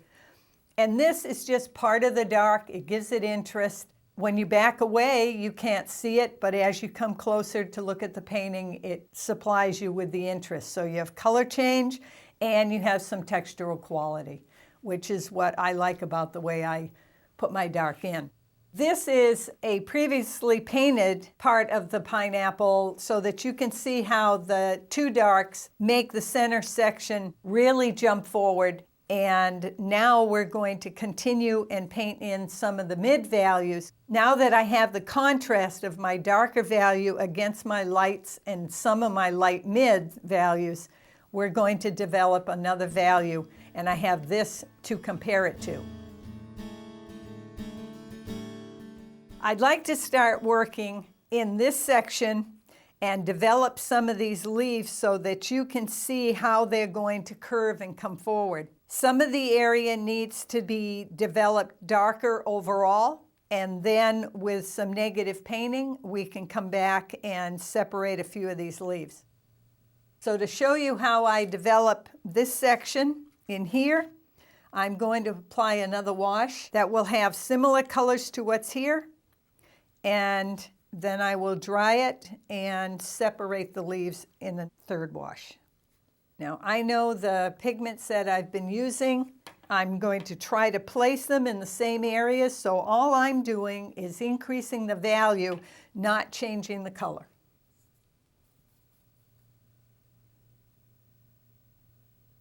Because I know where the colors that I used, I'm not going to be graying down anything. The colors will actually become brighter because I'm going a little darker.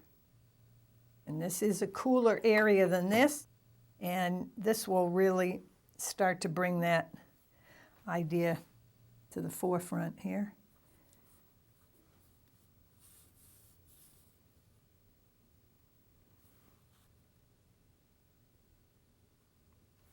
I'm going to tilt this by hand rather than putting the whole thing on a tilt so that I can control it and do anything I want with it. When the paper's wet like this, I can let it run any direction or both directions by curling the paper. So I really do have control over it. I love to call this my uncontrolled control technique. This is too warm for this, so I want this to go back further. So I'm getting rid of the green. I'm just going to put straight blue over there, which will push this back a little bit more. The green underneath will come through and give me a little bit of change of color, but it won't be a warm green. Now in this area right next to the dark, I don't want you looking at this area so much, so I'm going to be pushing the value a little darker here so there's less contrast, so you're less likely to look there. Also, the colors are close together on the wheel. It's dark blue next to it. So you're going to be looking out where it is warm and warm against cool.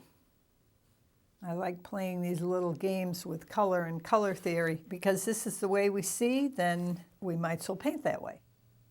Now I'm also looking for, when this starts to dry enough so it's a matte finish, I'm going to texturize it again with water, so I have to keep my eye on that at the same time.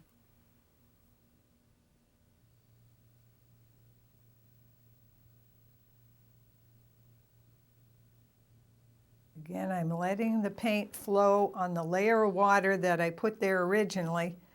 I'm just changing the color and letting it move around. You can see this is starting to be a darker value than out here, and that's my objective, to bring it up about one value before I start separating the leaves. Make sure there's enough change of color for interest. And I'm only thinking in terms of this wash that I'm just putting down, trying to stay with the colors that are underneath, trying to bring it up one more value at least. And as this dry, I'm going to texturize. And then I would do the same thing in all of this area and bring the wash up to that level. Now, I've done this much. I know there's going to be a line there. It's still wet, so at any time I can break through that line and just keep on painting. And it won't affect this wash at all because it's glistening there, so I can just continue my wash. So you don't have to be afraid of it drying too much. There's plenty of water there, and I can just keep on painting if I so choose, pre-wetting ahead of me. It's a way of controlling a large wash without being intimidated by it right from the start. And again, I can wet right through and continue on. And create the texture, you can touch the paper, you can spray it with a spray bottle, you can sprinkle it on, and hopefully it's the right time. Now remember, I do this to create texture, and I do it in areas that I want the texture, not necessarily everywhere. Let's dry this a little bit, see if we can create some more texture. Want to make sure it's not all the same. They're different sizes.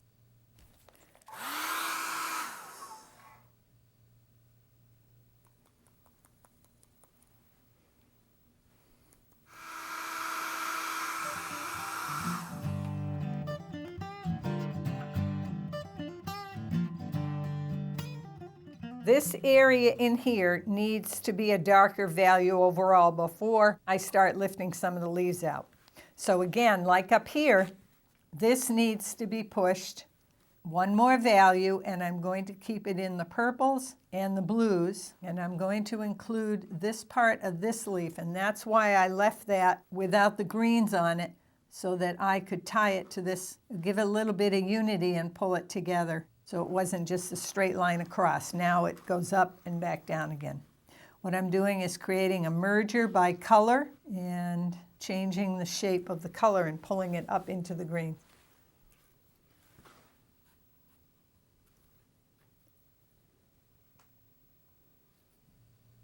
We have a little blue-green on this side.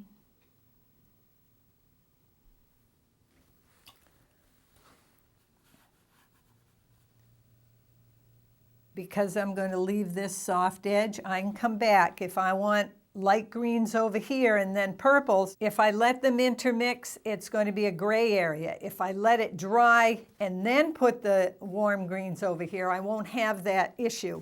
It won't gray out, and optically it'll look like just a change of color. So I'm going to lift that. So I'm concerned about it getting too gray, and I will come back and change that value later. So I have to play with the colors as they're on the paper.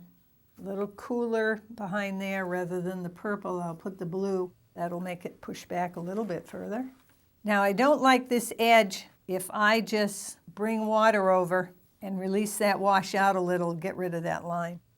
Now I've increased the value a little bit in here and it pushes it back a little bit so it won't look like there's light on it. I'm going to do the same thing over here for a distance right about into there. And again, I'm not going to do this green while this purple is wet. So I void up in there and come over only into the area where I want to increase the red purple. This I will come back and go darker later. Okay, now it needs to dry, and then we will come back and put the next layer of value in, which will be negative painting around the leaves. I'm going to start putting a little negative painting in so that you can see where the leaves are separating, but not a lot of contrast. I don't want you to look at every single one. I want you to look at the color and the value, and that's about it. So I'll show you how I start to develop this area in here and this area right here as to the final values. I think there are a couple of leaves there and I can do them at the same time. So I'll go around this one and I'll go around that one. Make the shape as interesting as I can. I do have pencil lines in here to guide me, but I change it as I go along depending on what happens. I also try not to go 360 around this object as it'll cut it out too much. So at some point I will soften an edge or let it disappear. At the moment it's surrounded, but I will soften it sometime during the process of drying.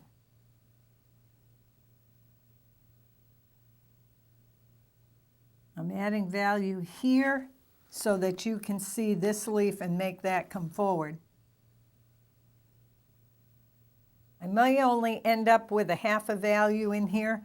I don't want you looking here, but I want you to see that there's something going on. I'm going to soften a couple edges, and I'm going to work my way across. Again, no matter how small of an area I'm working in, I will always pre-wet it, because for some reason, and I really don't know why, the paint quality looks different when it's painted on dry paper than on wet. And so I want mine to look consistent, so a wash that's half of the page is done the same way as that little small section there. Now that's the blue-green, so I'm not going to do that at the same time as the purple. I have to let that dry and come back. Over here is ready for some texture. Soften any edges that I want softened. Okay, while this area finishes drying, I'm going to come back later and do just a little bit more in there, bring it up another value with a few more leaves. I'll go up in here and start dividing some of these. Now the first big line coming up is this one, and even though this line is coming in here, they're all behind this leaf. So when I do my graduated edge, I won't do just this one. I'll do every leaf back here that needs to be pushed back from this one. So you have to think of your values in large amounts, not just that one little edge. Everything back of that leaf needs to go darker for that to come forward. So even way over here needs to go darker around it. So we're doing a graduated edge around that, and I can push it as far back as I wish. Same pigments, except now we can use some of the blue-greens because we're away from the purples.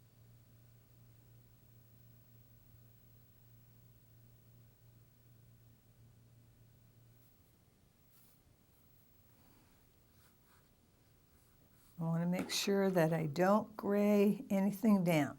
So I make sure the blue is next to the blue-green, and then I can go to the red-purple.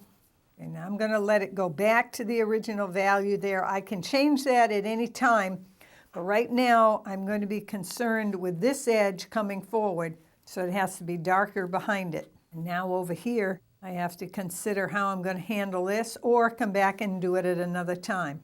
I'm going to address this whole section right up in here. I know this is going to go darker, That's part of it, so I'm just going to push that darker right now. Then I'll have to deal with it. I know that's going to be darker, so I might so do it while I'm here. And this section here will go darker. I can come back and separate those leaves later. Now there are 4 or 5 leaves still in this section, but all I want to do is separate that, make a decision whether this needs to go darker or stay the level it's at. Now I can work around over here, and what I want you to see will determine what I do. Putting it a little cooler behind so that it will come forward, close to the colors that are underneath.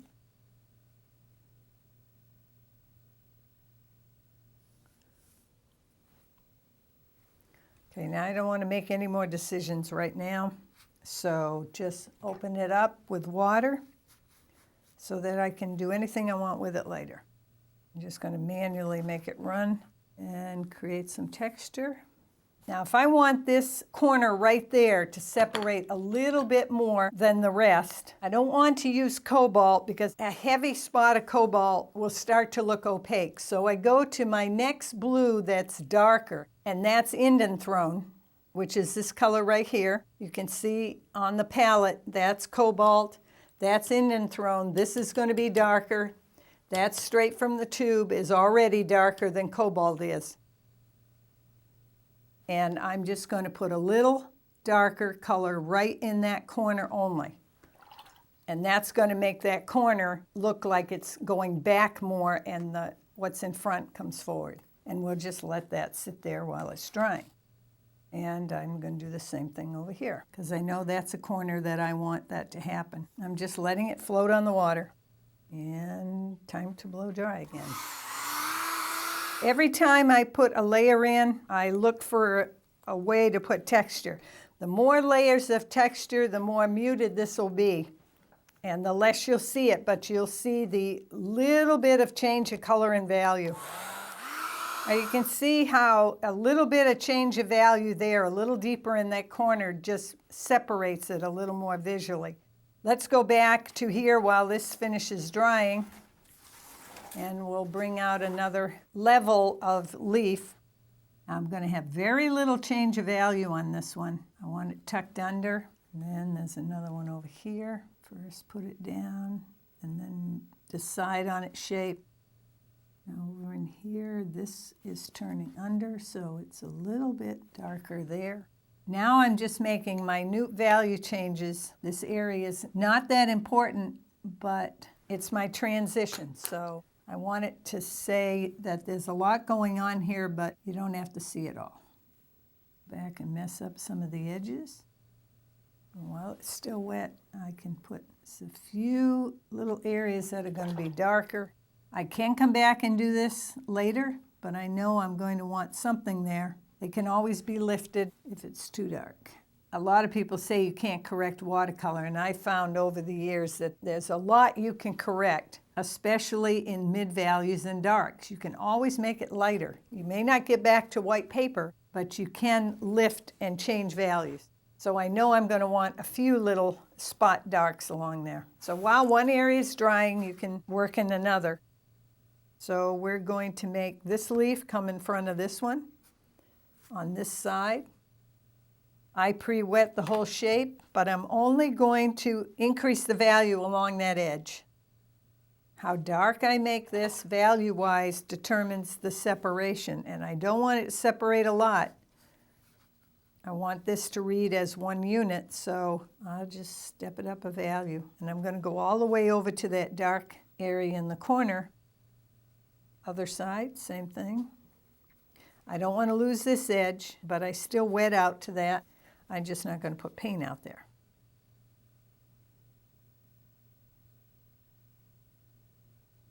And then just leave it wet so that there's a value transition here, but then we get a little darker as it goes under this, which will bring that forward. So now we've separated this leaf from back here, and now we've separated it from the one in front of it as well. And I would develop this whole thing across here that way so they all have a little bit of value change between them. Now I don't like to totally separate one leaf from the other, so at some point I'm likely to release it and let a little bit of transition and merger happen so that it's not completely separated.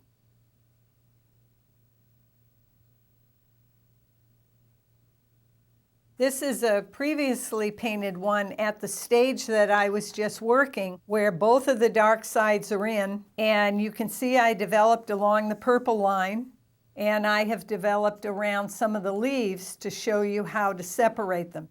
Now I'd like to start working down in this area and bring up some of the textural shapes that are in a pineapple without painting all the little tiny detail. I'm going to introduce some mid-values and some mid-value darks just so that you can see the shapes and make the tops of these shapes come forward a little bit more. And because this is where I want you to look, this is where the contrast is, where the dark against the white. So there will be more contrast in here on this side than there will be on this side, because I don't want you to look over here as much as I do over here. I'm not referring back to my reference photo at all. Once I've done my drawing and I know what my values are going to be and the idea of what these shapes are going to look like, as I go along, I change them, make them up, and make it form what I want it to be in the end. It will look like a pineapple because I've studied the pineapple shape. I've drawn all of these. I know what they're supposed to look like. I hate to go back and be a slave to what I saw originally, because then I can't play with my own colors. I'm now going to develop the pattern inside the pineapple with 2 or 3 more values, but they will be in specific places so that you actually see the shapes of the outside of a pineapple. And the shape that we want to end up looking at is a little part sticking up that's going to be warm, has a flange out to here, and you need to understand the structure of this little shape to know what we're trying to do. This is going to be a warm area so that it'll come forward, and everything in this area should be cooler or a little darker so it will go back. And then the shape of the whole structure comes around and is darker on this side, and then down here the structure moves out away and comes down and is darker in these valleys. Now if we totally outlined it with darker paint, each one would be separated from the other, and you don't want to do that. You want it to be one unit. So a lot of soft edges will occur in here, and I won't have it hard all the way around or dark all the way around. Also, the ones on this side and the other side aren't going to be in this shape. They're going to be long and narrow, and they will look more like this because they're going around. So that's what we're going to attempt to do. And I started on a couple of these shapes and started developing the values down in this corner. And this is where we're headed as we work up toward the top. I have my colors over on my palette that are all ready to go, and they're every color that I've been using in the first wash when we went all the way across, plus a few that will go darker. So we have the new gamboge, and we have the Aeolian, and we have it mixed with cobalt.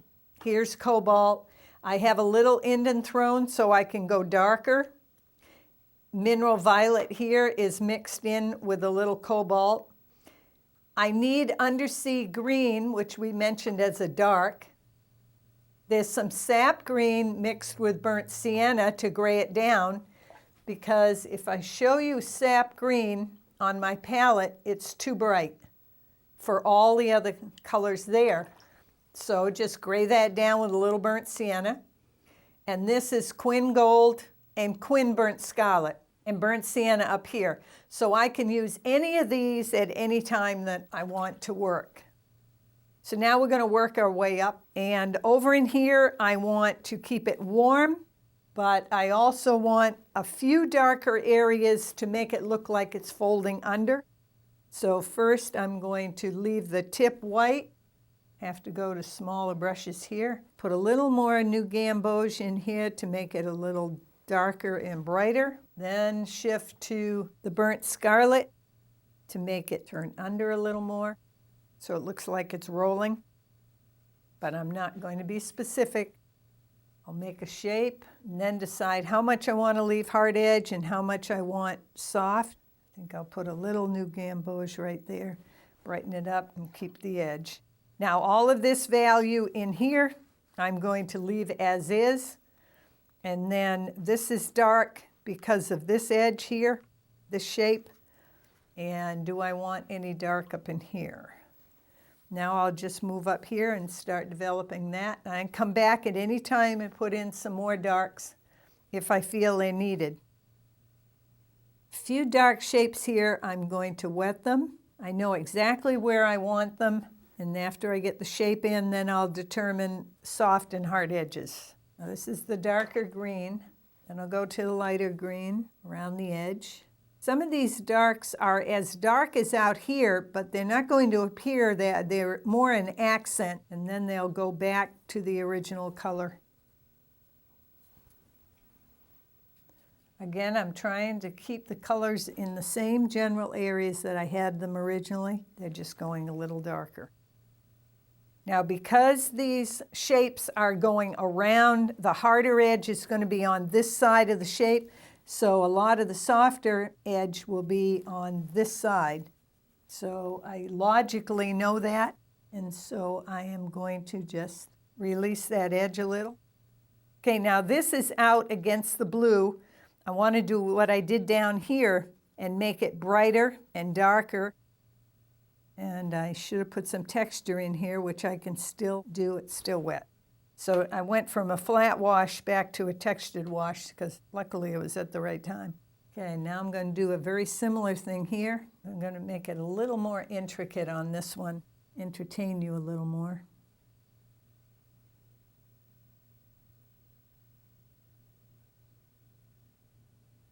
At this point, it's just put it down and see if you like it. I've worked this up, and this is part of the side of one of these sections, and I need to work a little bit more value in a couple of areas there, so I'll pre-wet it. I just need a shape in there of a triangle, and since it's green that's there, I will put another one in.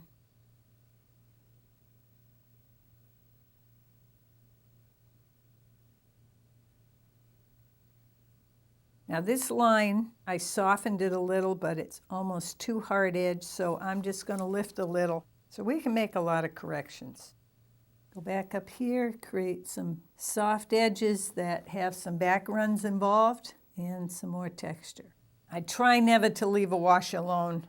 This is my nitpicking part, and it's time consuming, but I feel it's necessary too. This needs to be a little darker. I already did it once, but I'm not happy enough with it.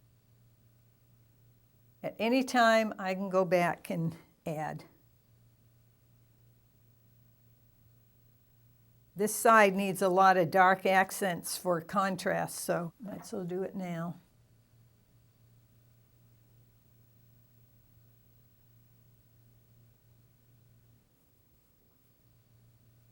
Changing the value in that little area, only because I feel it needs it. It's got a little boring.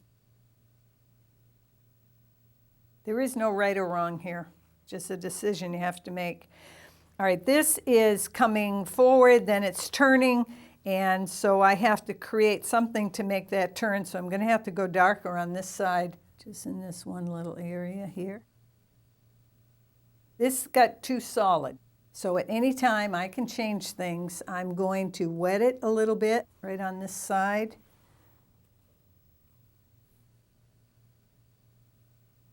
And this isn't a scrubbing brush, it's just an old brush, and I use it for lifting. So I wet it, and I just drew it along a couple of times, blotted, and then I changed it to a little lighter. And I'm going to put some new gamboge in there. So I lifted value, and I just adding a little more color. So it just makes that shape look like the light's hitting in a different way. So I'm continuing to work up. Right in here, this needs to be darker, and I want to keep it warm so it comes in front of these cools around it. So let's work on this little tower shape here. Now I know when I did the drawing that the light was coming this way and that these were casting shadows on themselves. So this was casting a shadow down in here. So I want to remember that and push the value far enough so it appears like it is on the dark side. So I'll leave the new gamboge over there. Now even though there's green under there, I'm warming it up. I need to keep it warm. And that's the cast shadow coming across. And then the light's hitting again in these areas. So we need to go a tad darker down in here, and there. So I'm just pulling that wash down. While that's drying, I'll address down in here more. Now the edge of this shape here is over here, right in that valley. It needs to be hard edged against this shape and soft edge on this side. And so when I wet it like I'm getting ready to do a graduated edge. Soft on this side, hard on the other. I'll lay the darkest color next to the hard edge and let it become a soft edge on the other side. And then I can play with that color. And I have purples here, greens, blues, and I can place them accordingly if I choose. So let's place the colors where the colors are and see what happens. Okay, we get some blue up in here. And we'll go to blue-green down here. Purple's next, but blue, green, and purple don't work well together, so I'll put blue, then purple. Now I need a little warm because it's too cold, so I'll take a little of the burnt sienna and burnt scarlet. Place it in there, otherwise it's going to get boring. Now all I'm doing is putting in shapes that I like what the shape looks like in that particular space. I know it wasn't there originally, it didn't have to be. I know that this needs to look like a mountaintop with ridges, so that's all I'm doing. So this is going to be hard on this side because it's going down and under. At some point, I will come back and add a little more color on here, but not a lot of value, just a little more color. And right now, I'm just working on this side.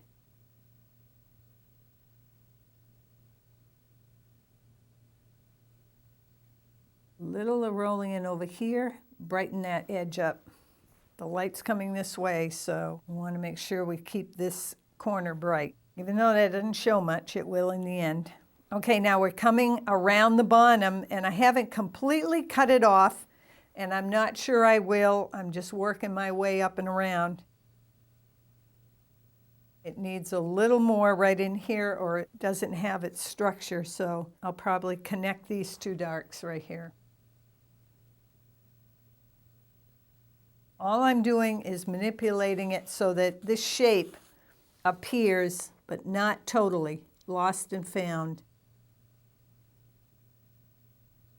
This is kind of working very abstractly, just color against color and making a decision and see if it ends up what you want, because I can always lift out a lot of what I'm putting in right now. We've developed the bottom part of one coming up and around, and now I have to do the same on the other. But I'm also may want to add a little extra color in it as I go along. We're going to come around this one on the top.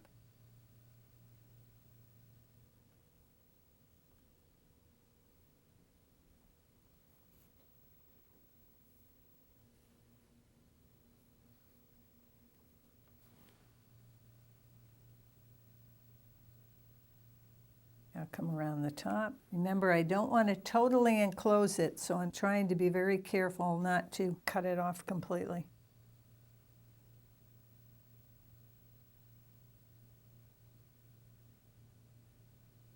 Now these that are dark against here are soft edged up on the other side and help define that one.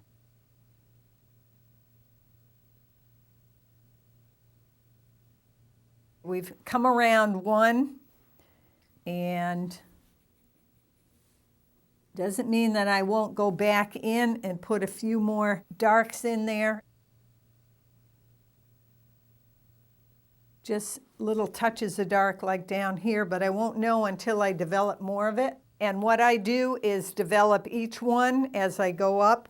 As I go across, I have to remember that the ones on this side have less contrast from here to there as far as value goes than the contrast between this and the white and this and the white.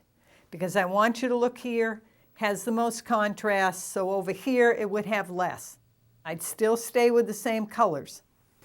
And I'd also go and finish everything that's up in here, have each leaf so it turns and comes forward, staying with the colors that are in the under layers.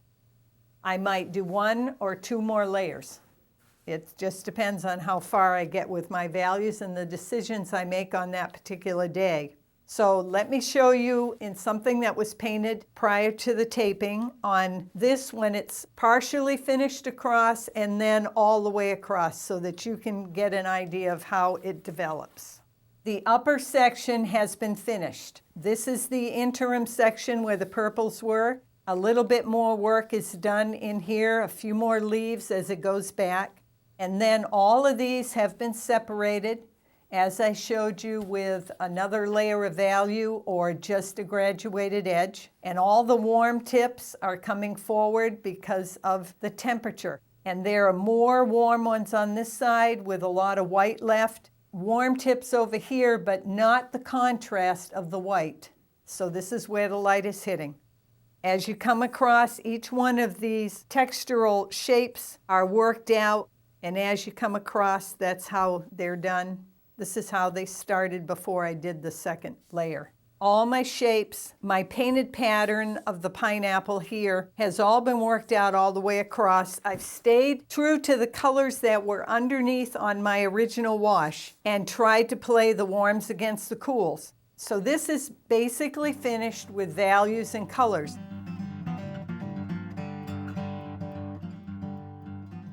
Now that I've spent several hours developing across the bottom into the center of the pineapple and over to the side where the light isn't shining, I'd like to explain to you the difference between the contrast on this side and right about in this area. Because of the white to the dark, creating this pattern, there's a lot of interest and contrast over here. If you move into this area, without the white as a contrast, it's more just mid-value with a few accents of dark. Therefore, the contrast is less, and if you squint, you're less able to see the pattern here than you are over here.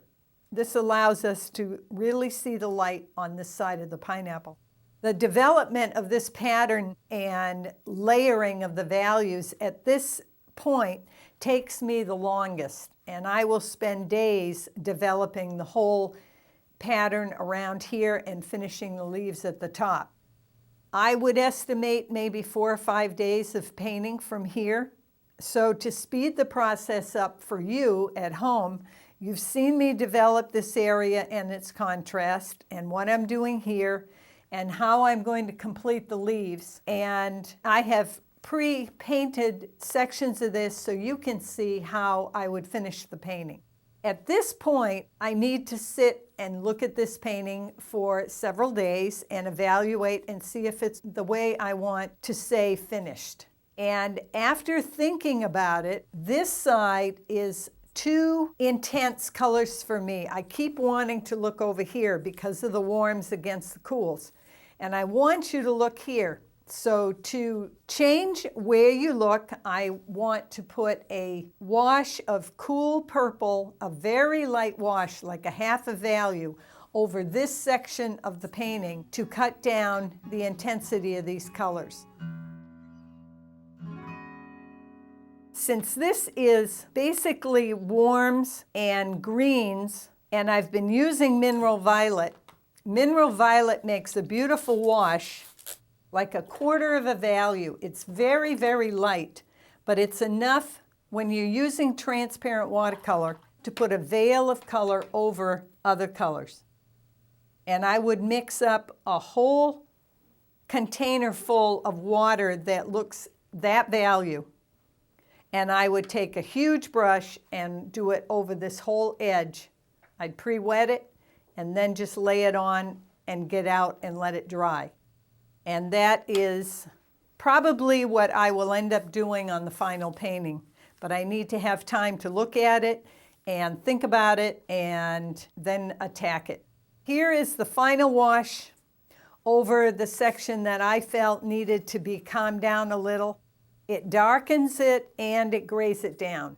So just a real light wash, re-wet this whole section and put it like a half a value of purple wash over the top. If I re-wet, the part that's going to lift or could be a problem are the darks, these little dark accents. Once it's dry, the mid-values aren't going to be an issue, but the dark accents is so much paint in those little sections that they could lift. So I quickly re-wet and then quickly lay down that wash on it and try to use my brush as little as possible. I would continue to look at the painting. I put my paintings above my TV and sit and look at them for a couple of days to see if there's anything that I don't like, that it needs changing, or maybe some additional value. But I always live with a painting for 3 or 4 days before I say it's completely done. So at this point, I consider this painting complete, and I would like to thank you for joining me during this process.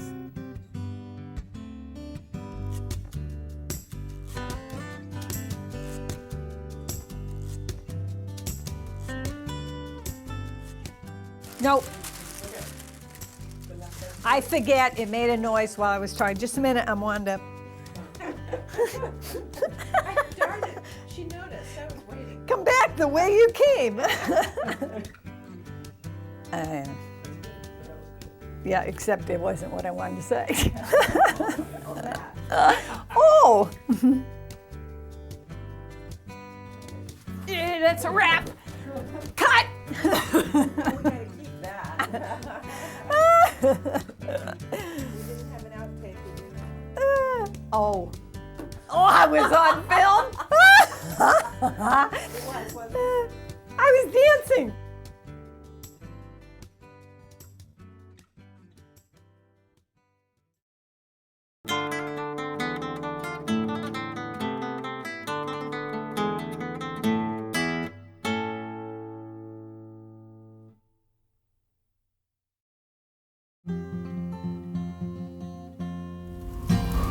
Playing warm against cool.